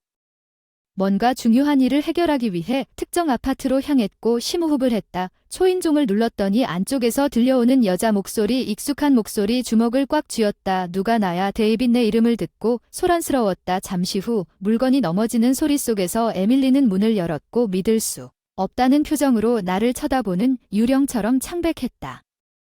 어떻게 이곳을 찾았는가? 오랜 시간이 흐른 뒤 그녀가 남편에게 한첫 말은 내 아내의 일이 어디로 가는지 알아야 한다. 큰 소리로 대답한 에밀리가 초조하게 주위를 둘러보며 목소리를 낮추고 들어오라고 손짓했습니다. 불륜 상대와 직접 얘기하고 싶다고 큰 소리로 선언했는데 땀을 많이 흘리는 아내는 그 상황을 체념하는 듯했고 마지못해 나를 아파트에 들여보냈습니다. 약간 강압적이었지만 그녀가 탈출하는 것을 막기 위해 필요했습니다. 내부 전략에 대한 완전한 승리였습니다. 나는 내 아내가 데이트하고 있는 사람의 이름으로 이 아파트에 대해 알고 있었던 제이슨으로 추정되는 다른 남자를 찾았습니다. 불륜을 조사하기 위해 탐정사무소를 고용했기 때문에 그녀의 불륜을 조사하기 위해 제이슨은 조용하고 진지한 나와 달리 화려한 오픈 컬러 셔츠와 쟁쟁한 액세서리를 많이 착용한 대담한 타입처럼 보였습니다. 이것은 첫 번째 직접적인 만남이었지만 탐정사무소의 문서는 다음과 같습니다.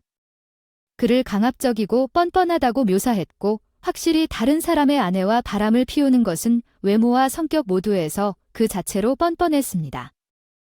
그는 나와 정반대인 것 같았습니다. 에밀리는 여전히 창백해 보였습니다.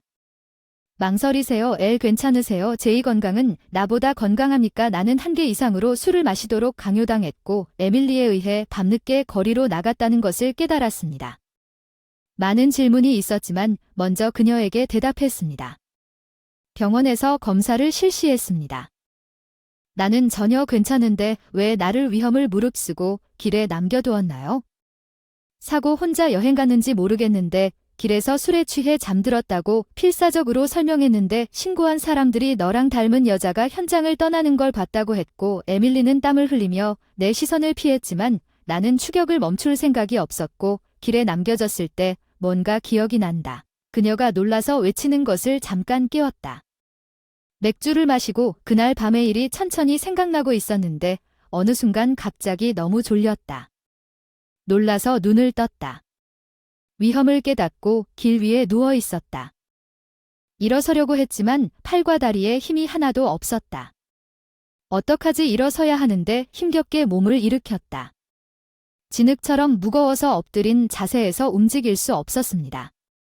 의식이 희미해지면서 마지막으로 생각한 것은 병원에서 의심스럽다는 신고를 받고 경찰에 신고한 후 병원으로 이송된 후 내가 처한 위험이었습니다. 그들이 레스토랑의 감시 영상을 확인했을 때 나는 경찰 조사 결과 내가 화장실에 있는 동안 우리 둘이 함께 식사하는 모습이 레스토랑 보안 카메라에 포착되었다는 사실을 듣고 아내와 제이슨이 눈에 띄게 긴장했다고 설명했습니다. 그녀는 내 맥주를 따로 주문했는데 마이켈이 언급했듯이 호텔 예약이 실제로 내 이름으로 되어 있었지만 내가 너무 심하게 취한 이유를 설명했습니다. 예약 전화를 한 여자의 목소리가 내 아내의 질문에 직면한 종소리를 울리는 것으로 나타났습니다. 재채기를 했더니 쇼가 바닥에 쓰러졌다는 증거는 없어요. 당신의 휴대전화 통화 기록은 다른 이야기를 말해주는데 예약을 하기 위해 호텔에 전화했다는 게 분명하게 보여요. 게다가 가장 가까운 역에서 호텔까지의 감시 영상도 세웠어요. 호텔에서 아내와 내가 함께 도착했다고 확인했는데 내가 이런저런 이야기를 하는 동안 그녀는 혼자 집으로 돌아왔다. 내 아내는 여전히 창백하게 내 발에 매달렸다. 내가 너에게 술을 더 마시게 했다는 것은 인정하지만 결국 너는 괜찮지 않았으니 용서해도 된다. 내 생명을 위험에 빠뜨린 그 사람이 어떻게 그런 미심쩍은 사과를 받아들일 수 있겠는가. 그 이기적인 추리에 깊은 한숨을 쉬었다. 무능함을 없애고 그 남자 제이슨과 재혼할 생각이었는데 왜 나를 없애려 했는지. 남편이 의식을 잃었을 때 에밀리는 더 이상 무능함을 다루지 말라고 했어요. 나는 계속해서 그녀와 맞서면서 그녀의 진정한 의도를 알고 싶었습니다. 평소의 주장을 완전히 잃은 아내는 어렵게 입을 열었습니다. 그녀는 제거하려고 계획했습니다. 보험금을 모으고 제이슨과 재혼해서 그 수익금으로 호화롭게 살아난 지쳤어. 넌 의지가 너무 약해서 4살짜리 꼬마도 널 능가할 수 있어. 넌 너무 무능해. 어떻게 경력을 쌓을 수 있니? 그것이 그녀의 동기가 내 목숨을 희생하여 자신을 위한 호화로운 삶을 살게 했다고 말했습니다. 제 아내는 오로지 자신을 위한 호화로운 삶을 살기 위해 이 모든 사건을 계획한 것 같지만 제 아내는 제가 딸에게 조종당하지 않았다는 사실을 이해하지 못합니다. 나는 그녀를 사랑하기 때문에 그녀의 소원을 들어주었습니다. 내 아내는 그녀의 불륜에 열중하고 우리 딸을 무시하는 것은 내 감정을 결코 이해할 수 없었습니다. 제이슨이 이 계획에 관여했습니다. 그래, 그는 그녀처럼 여자를 자랑했고 당신 같은 패자에게 낭비했습니다. 나는 그녀를 데려가려고 했습니다. 당신 손에서 벗어나야 했지만 제이슨의 사고방식이 내 아내를 짓밟았기 때문에 당신은 다른 남자의 아내와 바람을 피운 후 꽤 위험한 계획을 세웠기 때문에 우리가 당신에게 술을 마시게 한 것은 시도일 뿐이고 보험 계획에 대한 증거가 없습니다. 거만하게 달려오며 침을 뱉는 제이슨에게 넌 우리한테 아무것도 할 수 없어 침착하게 상황을 알렸어. 이 대화를 녹음기에 녹음했어. 녹음기를 꺼내서 경찰에 신고할게. 가슴주머니 제이슨도 내 아내 옆에서 쿵 하고 쓰러졌다. 변명거리 있으면 나도 간음죄로 꿰매겠다. 이제 말할 시간이다. 이 녹음은 내 변호사에게 들려 이혼 절차에 사용될 것이다. 내 아내는 될 수 없다. 여전히 창백한 얼굴로 멍한 눈으로 나를 바라보고 눈도 마주치지 못한 채 나는 그저 우리의 검소한 삶이 싫었을 뿐이야. 넌 진지해. 늘 우리 딸의 장난감 때문에 소란을 피우는 성격이 한심했어. 그녀는 회사에서 제이슨을 공급업체에서 만났고 그들은 빨리 관여했고 그녀는 그를 위해 나와 이혼하고 싶었습니다. 그녀는 데이트를 하기 위해 시간이 지남에 따라 일한다고 거짓말을 했고 시간이 지남에 따라 그녀는 나를 떠나 제이슨과 재혼하고 싶다는 결론에 이르렀습니다. 바람을 피우기 전에 당신과 이혼했어야 했습니다. 이렇게 엉망인 주문에 대해 사과드립니다. 나와 이혼해. 너에게 사라의 양육권을 줄게. 제이슨과 결혼하고 싶어. 스스로 무슨 말을 하는 거야? 사과하는 척했지만 실제로는 우리 딸을 원하지 않는다고 말하는 거야. 고소하겠다고 선언했어. 가능과 자녀 양육비에 대해 그녀는 양육권을 포기하더라도 부모로서의 책임에서 벗어날 수 없었습니다. 나는 이 사건에 대해 법정 밖에서 합의하지 않을 것입니다. 내가 말했듯이 당신은 당신의 행동에 대한 결과를 직면하게 될 것입니다. 내가 제이슨에게 향하는 걸 보고 눈물을 흘렸다. 너는 연루되지 않은 것처럼 행동했지만 너도 경찰에 체포될 거야. 불륜 배상금으로 막대한 금액을 지불할 준비를 해라. 나는 제이슨에게 말문이 막힌 듯 엄하게 말했다. 바닥에 쓰러진 후 녹음 증거와 보고서를 경찰에 제출했습니다. 아내와 제이슨이 구금되었습니다. 형이 확정되기 전에 심각한 혐의를 받을 가능성이 높았습니다. 아내와 이혼했습니다. 딸의 양육권을 확보하고 급여를 받았습니다. 자녀 양육비와 위자료를 일괄적으로 아내가 저축한 돈으로는 다 감당할 수 없었기 때문에 시댁 식구들이 그 사건에 대해 몹시 안타까워하며 나머지 비용을 지불하기 위해 개입한 것 같았고 에밀리를 위해서가 아니라 나를 위해 에밀리를 위해 부담하겠다고 제안했습니다. 감옥에서 나오면 전액을 상환하겠다고 약속했습니다. 부유한 집안 출신인 제이슨은 이 사건 이후 보상금을 전액 지불했습니다. 그의 가족은 그를 부인하고 그와 내 전 부인 엠트레이 메리에게 의지할 사람이 없이 그를 버리고 함께 어려움을 겪었습니다. 나는 빚을 갚기 위해 딸과 함께 부모님 집으로 돌아가기로 결정했습니다. 직장에서 조금 떨어져 있지만 부모님의 지원을 받아 살고 있습니다. 과도하게 장난감을 요구하는 그녀의 어머니에게 무슨 일이 일어났는지에 대한 전체 이야기를 아직 그녀에게 말하지 않았습니다. 그녀가 나이가 들었을 때 그렇게 할 계획인지 그녀가 어머니와 다시 연결되기를 원하는지는 불확실하지만 그녀가 계속 정직하고 친절하게 성장하기를 바랍니다. 앞으로도 내 가족을 아끼고 사랑할 생각이다. 제시카 너 맞다. 나야. 마이클 많은 노력 끝에 새로운 동료들 사이에서 지사에서 본사로 승진한 나는 13년 동안 한 번도 잊을 수 없었던 여자였다. 뒤돌아서 마이클이 뒤에서 소리친다. 그때보다 회사가 후원하는 바비큐에서 제시카와 나 우연히 혼자가 된 제시카. 갑자기 마이클이 바지를 발목까지 걷어올린 제시카 뭐야? 놀란 내 반응을 무시한 채 진지한 눈으로 나를 바라보더니 나에게 큰 비밀을 털어놨다. 마이클 내가 헤어지길 바라는 건 알고 있잖아. 우리가 막 연애를 시작했을 때 갑자기 이별이 찾아온 건 연애를 시작한 지 한 달도 채 안 됐을 때였어. 그녀 내 이름은 마이클이야. 이 모든 일은 고등학교 1학년 때 일어났던 일이다. 당시 나는 동네 공립고등학교에 다니는 평범한 남자였고 성적도 보통이었고 탁구부에서도 아직 경기를 할 수 없는 신인이었다. 시합에서 나는 외모가 너무 평범해서 뚜렷한 특징을 찾기가 어려웠다. 즉 나는 그녀에게 관심을 가질 만한 것이 아무것도 없었는데 그녀는 나를 좋아한다고 말했다. 나는 당신을 좋아한다. 마이클 지금 나랑 데이트할래? 얼굴이 붉어진다. 수줍은 소녀 제시카가 나에게 속마음을 고백했다. 무심코 뒤를 돌아보며 뭐 하고 있지? 장난인지 아니면 뭔가 아닐까 생각하며 고백에 대답하자마자 제시카는 펄쩍펄쩍 뛰었다. 미래에 내가 내일 세상이 끝난다고 누군가가 말했다면 그게 더 믿을만했을 텐데 15살인 나에겐 얼마나 충격이었는지. 내 대답은 뭐야? 내 대답은 내 고백에 대한 내 반응은 사귄다던 말던 솔직히 동창이고 선배라는 사실이 거절하기 힘들게 해서 잘 안 됐어요. 그런 엇갈린 마음으로 그 사람을 그렇게 좋아하냐고 물으면 존경하긴 했어요. 그런 복잡한 마음으로 제시카한테 나가자고 했어요. 너와 함께지만 다음 순간은 정말 좋아. 너무 행복해. 고마워.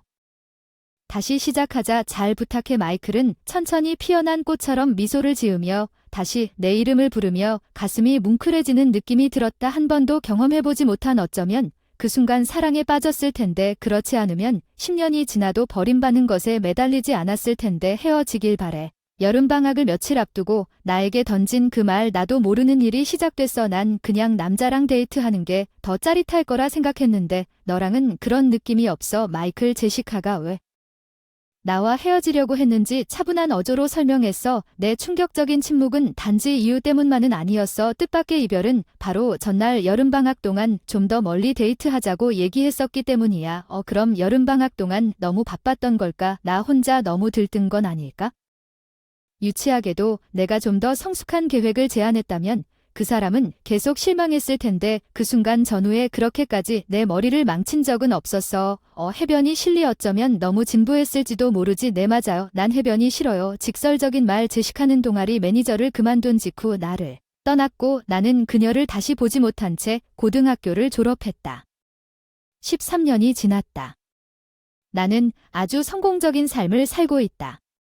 마이클, 내년부터 본사에서 일할래?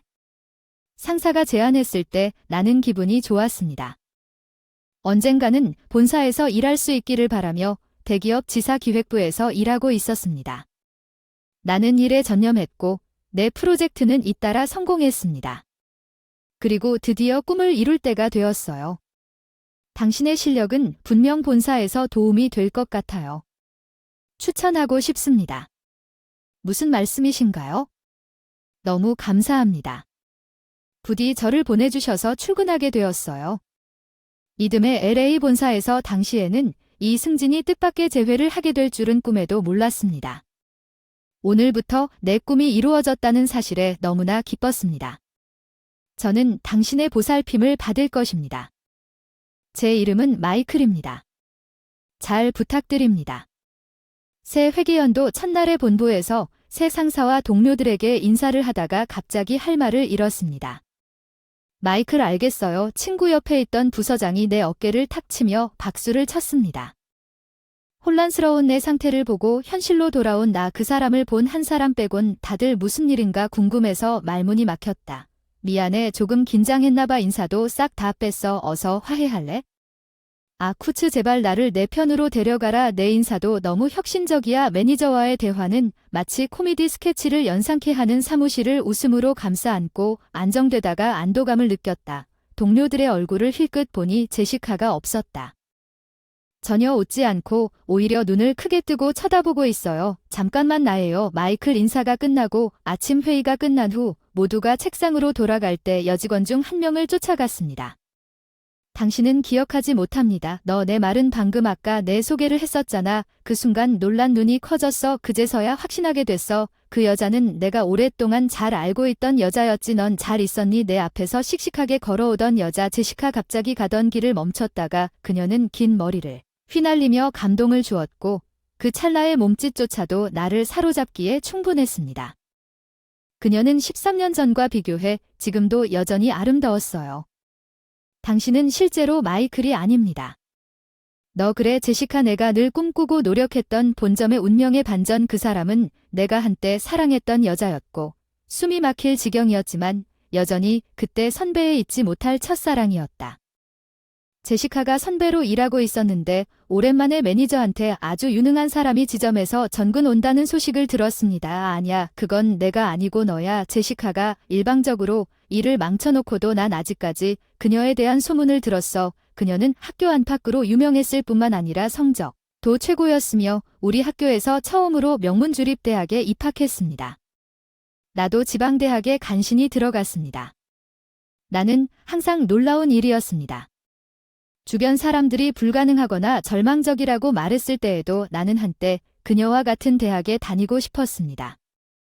내가 그렇게 하면 결국 그녀가 나를 새로운 시각으로 보게 될 것이라고 생각했습니다.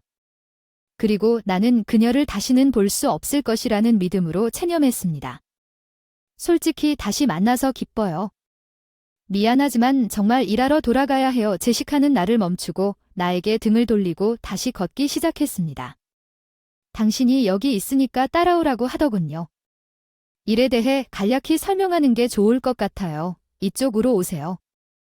마이클, 알겠습니다. 그녀의 말투가 우리 사이에 거리를 두는 것 같아서 조금 슬프게 되었어요.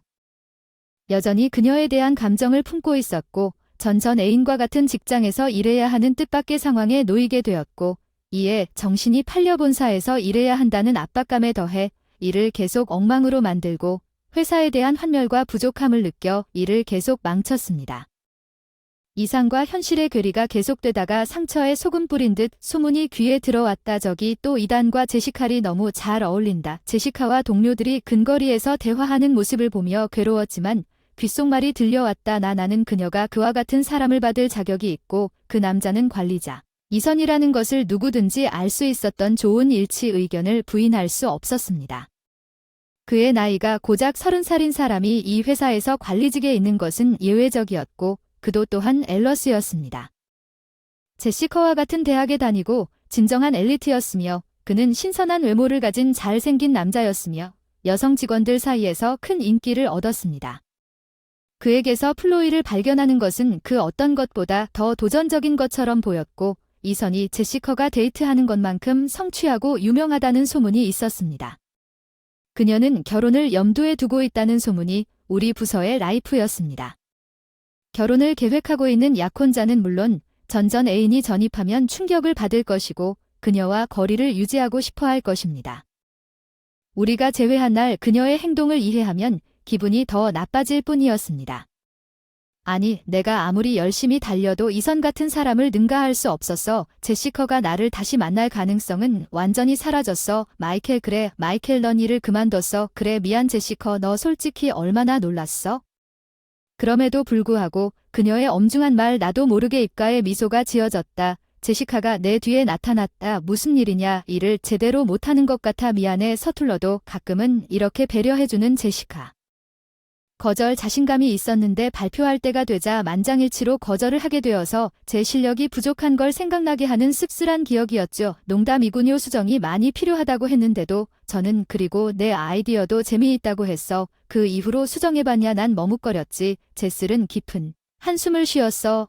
이제 모든 게 어두워진 것 같은 나에게 완전히 실망했나봐. 나는 그녀의 시선을 피하며 아래를 내려다봤지만 어서 왜 말을 안 했지? 내가 기대도 안 하고 쳐다본 제시카는 미안한 표정으로 나를 다정하게 바라봤다. 그 일 이후 지나간 일은 미안해. 나에게 의지하기 힘들다면 이해는 되지만 이제는 직장 선배야. 그냥 동료를 돕고 싶어서 허락해줄래? 제시카 한 번 고백한 적이 있는데 일방적으로 급하게 버림받고 너무 이기적이라 원망했던 기억이 나더니 사과하는 순간 이상하게 기분이 좋아졌다. 가벼워지고 나쁜 기억은 좋은 추억으로 바뀌었어요. 방과 후에도 같이 공부했어요. 덕분에 수학도 좋아하게 됐어요. 처음으로 누군가를 가르치는 일이기도 해서 솔직히 별로 아니었어요. 자신감 없어. 넌 너무 뻔해. 넌 선생님이 될 수도 있을 거라 생각했고 늘 칭찬만 잘하던 그 시절에도 처음으로 인연을 맺은 뒤 서로를 바라보며 웃으며 계속 함께 일했다. 어색함이 싹 풀리고 웃는 얼굴로 말을 나누기 시작했다. 드디어 새로운 직장에 익숙해지고 제안도 여기저기서 받아들여지기 시작했다. 포기했다고 생각했던 감정이 다시 내 안에서 자라나고 있음을 깨달았다. 결국 여전히 제시카를 좋아했기 때문에 그녀가 날씬한 모습을 보는 것이 마음이 아팠습니다. 그는 너무 완벽하게 맞고 흠잡을 데 없는 남자였습니다. 내가 그들을 함께 볼 때마다 나는 내가 들어갈 자리가 없었고 제시카는 데이트하지 않았다는 것을 고통스럽게 생각했습니다. 이선이 나에게 다가왔습니다. 그와 제시카에 대한 루머를 해맑게 웃으며 잠시 쉬고 있던 복도는 정말 그 루머를 시작한 사람이 커피 한 캔을 마시며 표정까지 하던 디비씬에서나 나올 법한 것 같았다. 그 사람과 나 사이의 클래스 차이를 깨닫는 그런 존재감 속으로 안도의 한숨을 쉬었어. 미안, 너희 둘이 너무 완벽하게 어울리는 것 같았어. 우리는 그것이 사실이라고 생각했어. 확실히 완벽하게 일치한 너도 그렇게 생각해, 마이클. 응, 절대. 너희 둘 다. 에단이 내 눈을 똑바로 쳐다보더니 잘 다듬어진 얼굴이 너무 가까이 다가와서 동성인데도 나도 모르게 긴장하게 됐다. 에단이 갑자기 나한테 이상한 미소를 지었다. 포기. 제시카, 너 그 사람처럼 그렇지 않니? 너는 그게 나를 당황하게 하는 걸 보면 뻔하다. 에단은 더 활짝 웃었다. 당신이 무슨 데이트를 했다고? 에단이 우리가 데이트했다는 걸 어떻게 알았나요?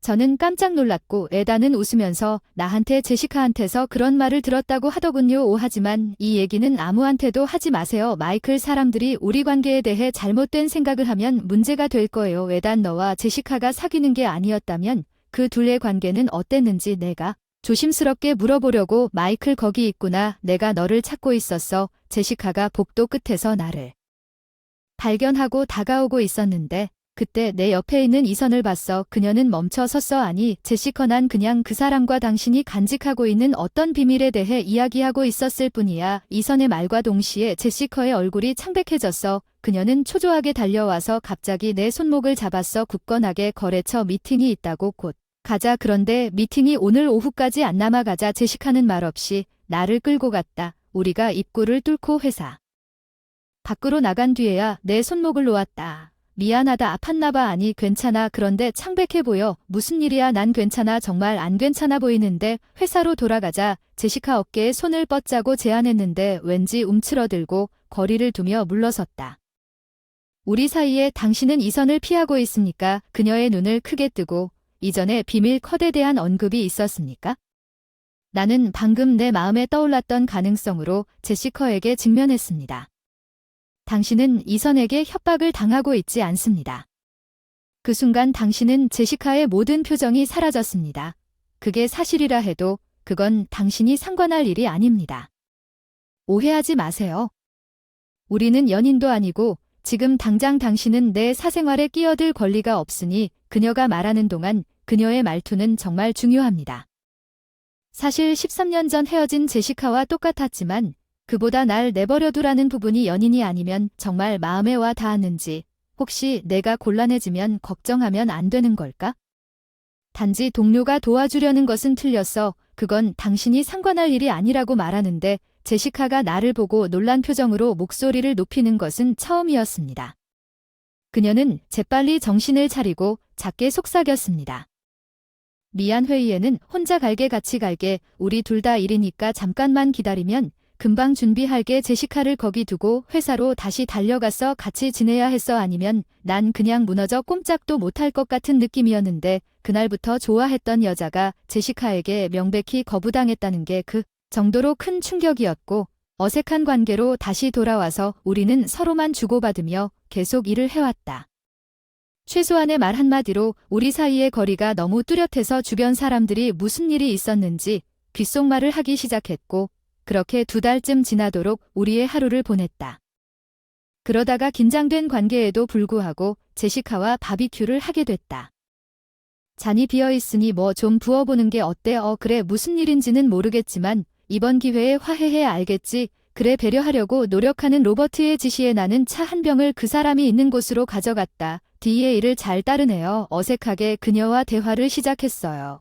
날씨가 좋군요. 예, 그렇군요. 맥주를 더 좋아했을까요? 죄송합니다. 제가 술을 못 마실 줄은 몰랐네요. 네, 맞아요. 이 스파는 규모가 엄청나요. 숲으로 둘러싸인 캠핑장. 오늘은 회사에서 직원들 간의 유대감을 돈독히 하기 위해 바비큐 파티를 준비했습니다.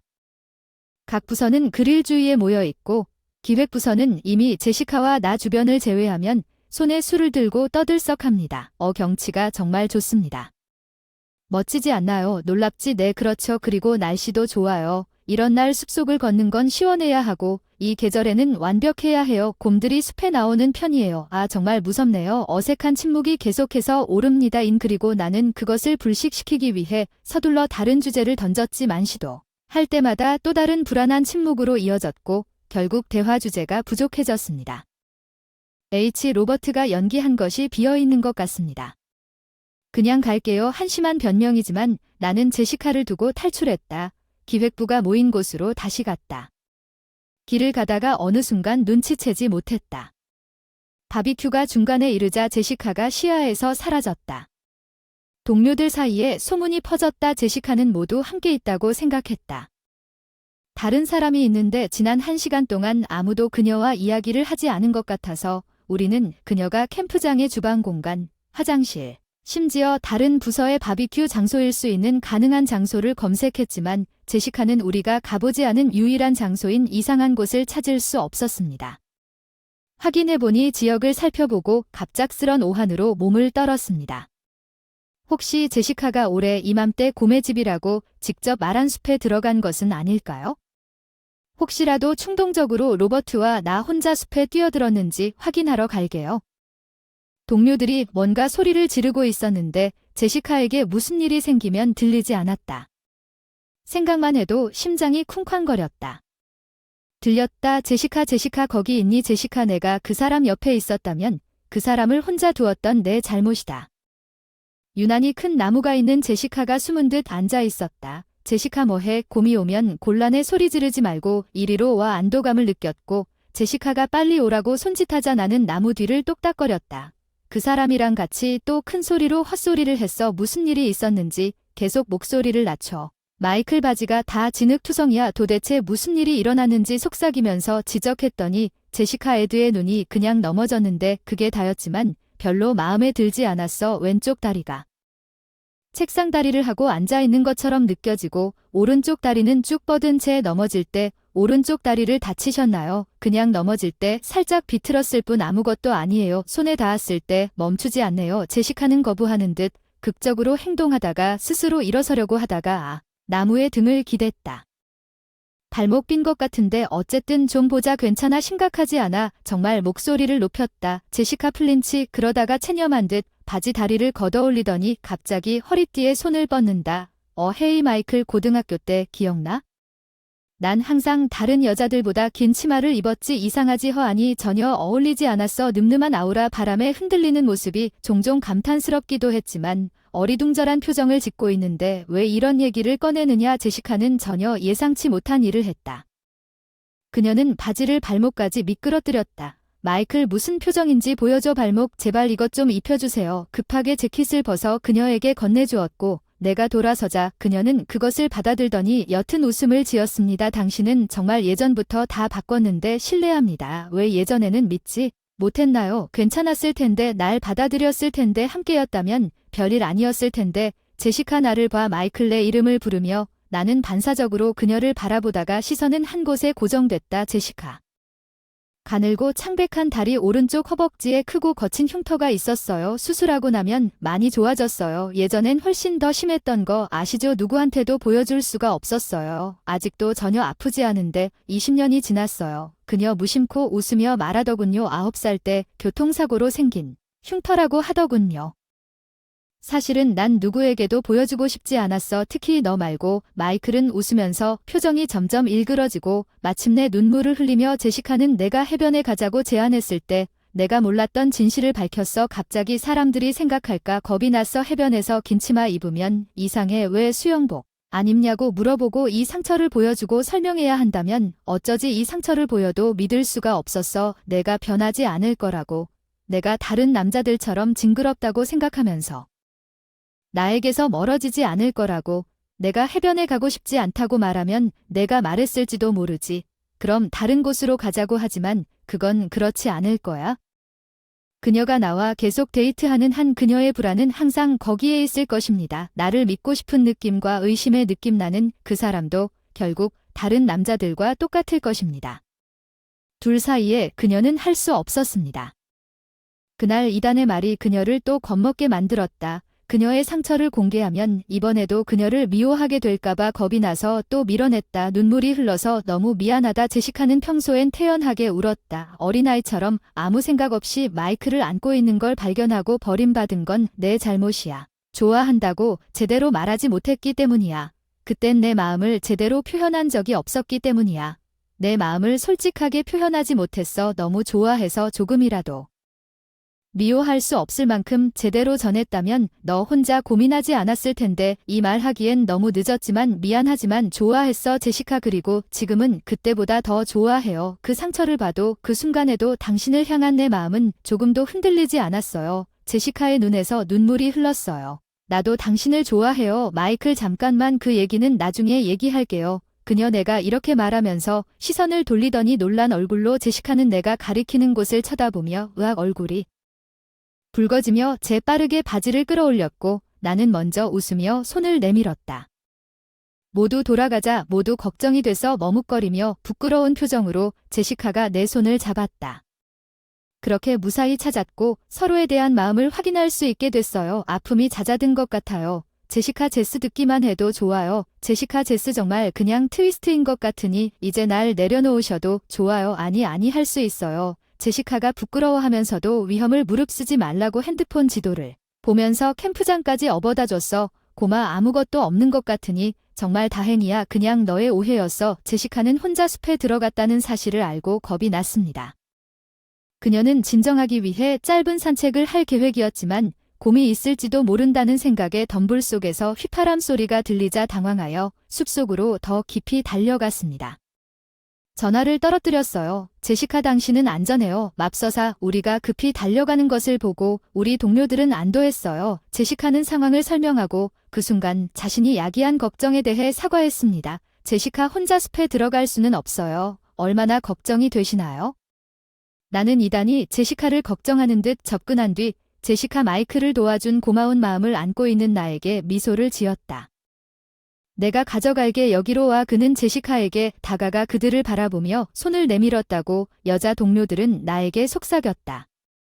겉으로는 알고 있었지 정말 완벽한 커플 같았는데 돌아오는 길에 다 들었어 아니 고맙다 한순간에 제시카가 에단의 손을 치웠어. 대기가 얼음처럼 얼어붙었어. 제시카 에단 밀리지 않아. 더 이상 내 옆에서 내 일을 처리해줘. 이선이 멍청하게 서 있을 때 웅얼거림이 군중들 사이로 퍼졌어. 나를 제외한 모두가 혼란스러워 보였어. 나는 제시카 옆에서 그를 노려보고 있었는데 제시카가 몇 년 전에 나에게 말한 진실은 그녀가 그리고 이선은 아직 선배였을 때 잠시 데이트를 하다가 그녀의 상처에 대해 알게 되었고 갑자기 태도를 바꾸어 그런 상처가 있는 여자와 헤어지고 싶었습니다.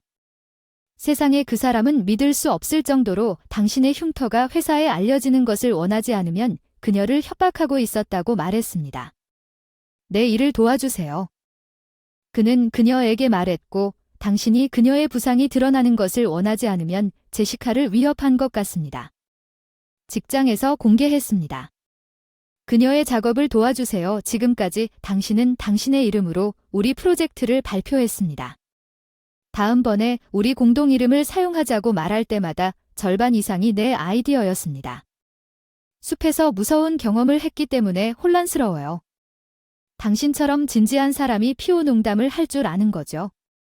농담이 아닙니다. 더 이상 위협할 이유가 없습니다. 마이클은 이 상처에도 불구하고 나를 받아들이고 단호하게 말하고 상냥하게 웃었습니다. 이 장면을 본 에다는 얼굴이 일그러지며 혐오감에 혀를 찼다. 제시카가 나에 대한 감정을 눈치채고 게다가 자신이 너를 손상된 물건으로 취급하는 것을 원하지 않으면 말을 들어라며 위협했다.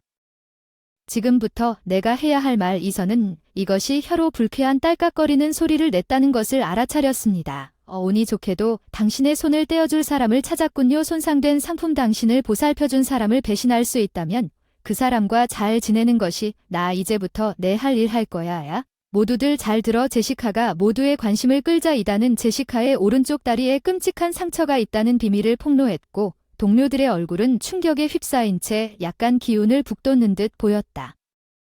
못난 그 사람이 사람들 앞에서 제시카를 욕했어. 난 그 사람이 이렇게 흉악한 상처를 갖고 결혼할 수 없을 테니 최소한 업무 능력은 연마해야 한다고 생각했어. 그 사람은 다 내 잘못이야. 제시카가 날 배신한 게 인간 굴욕을 안겨주는 거야. 이렇게 그는 만족한 듯 비웃었지만 한동안 눈치채지 못했다. 이선은 문득 자신이 예상했던 것과는 분위기가 많이 다르다는 것을 깨달았다. 잠깐 회색의 공기와 모두의 차가운 계단 이선은 마침내 눈치채고 주위를 둘러보았다. 그에게 말을 걸기 위해 당신은 당신이 그녀를 돌봤다고 말했지만 당신이 한 것은 제시카가 자신의 취약성을 위해 기도하는 것뿐이었다고, 제시카는 당신을 배신하지 않았다고 말했습니다. 제시카는 자신의 삶을 앞으로 나아가기 위해 자신의 상처를 받아들이기로 결정했고, 저는 그 마이클을 존경합니다. 나는 이선의 진술을 하나하나 세어보았습니다. 제시카의 흉터는 더럽지도 부끄럽지도 않았습니다. 그것은 그녀가 어떻게 사고를 극복하고 자신의 삶을 살려고 노력했는지에 대한 자랑스러운 증거였습니다. 이선을 얻은 제시카의 능력에도 불구하고 현재의 명성은 그가 진실하고 위대하며 관념이었습니다. 제시카가 배우자를 찾지 못했다는 것은 터무니없는 일이었습니다. 왜냐면 제시카가 동의한다면 나는 그녀가 나와 지금 당장 결혼하기를 원할 것이기 때문입니다. 깜짝 놀란 제시카는 주먹으로 내 등을 두들겼습니다. 이제 생각만 해도 그녀가 너무 좋아지는 기분이 들었어. 젠장 답답해. 이선이 입술을 깨물면서 얼굴도 새빨갛게 변했고 보복의 합창 같은 목소리가 차례로 이어졌으니 그녀에게 상처가 있으면 나에게도 상처가 있습니다.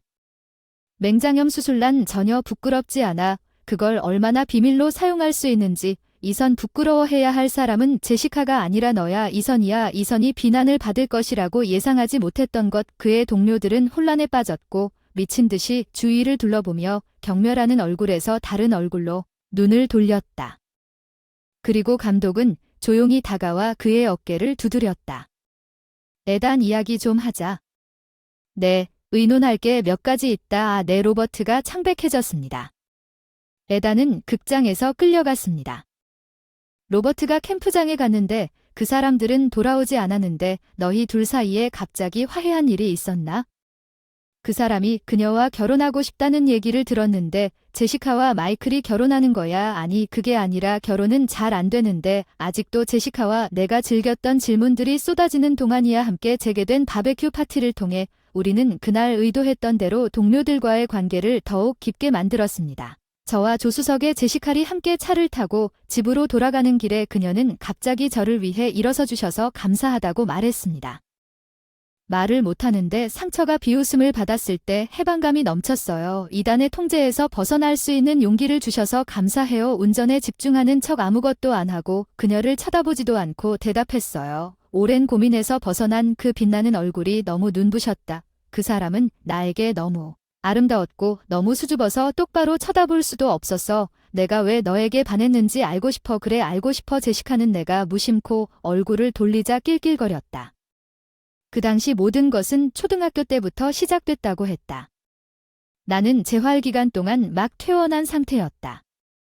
나는 오른쪽 다리를 제대로 움직일 수 없었고 이상한 행동 때문에 반 친구들에게 조롱을 받았다. 학교 가는 길도 너무 괴로웠던 그날 제시카의 반 친구들은 제시카를 따라다니며 놀리더니 균형을 잃고 넘어지자 제시카를 놀렸다. 그때 우연히 지나가던 남자아이가 있었다. 손을 내밀고 괜찮냐고 그러더니 나를 지키려고 싸우려고 애쓰는 사람을 놀리지 말라고 반 친구들에게 말하더군요. 넌 아마 기억하지 못할지도 모르지 않느냐고 그녀는 나를 똑바로 바라보며 미소를 지었다고 말했다. 고등학교 입학식에서 널 보자마자 단번에 알아차렸어. 넌 기억이 없지. 어떤 상처를 받았는지 오랫동안 좋아해왔지만 그래서 기억하지 못한 채 자연스럽게 남을 돕는 사람이라 반했어. 매번 그때 나를 구해줘서 고맙고 태양처럼 밝은 미소로 오랫동안 너를 좋아했어. 제시카가 나에게 그 말을 했어. 마이클 다음 휴일에 해변에 갈래. 근데 사실 내가 해변에 갈래? 해변은 싫기는커녕 아직은 용기가 많이 필요하지만 언젠가는 할 수 있을 만큼 자신감을 갖고 싶다. 아이가 생기면 너와 함께 조금씩 사람들의 시선에 익숙해지고 싶다. 해변에 데려가려고 마지막 문장 때문에 얼굴이 뜨거워졌어. 직접 볼 수는 없었지만 너무 부끄러웠나 보다. 제시카도 얼굴이 빨개진 펜을 들고 갑자기 더워졌다고 그러지. 그렇지? 응, 따뜻할까?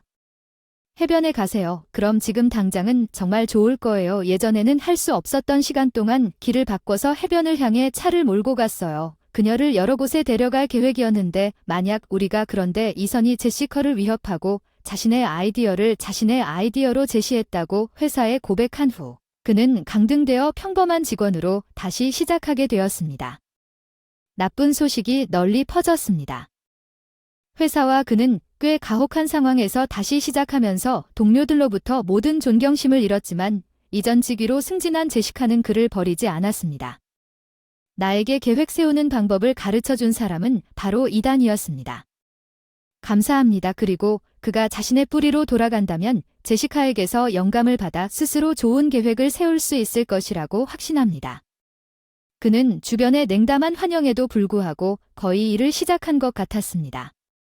그는 프로젝트에 대한 조언을 구하고 제시카의 회의에서 적극적으로 이야기했습니다.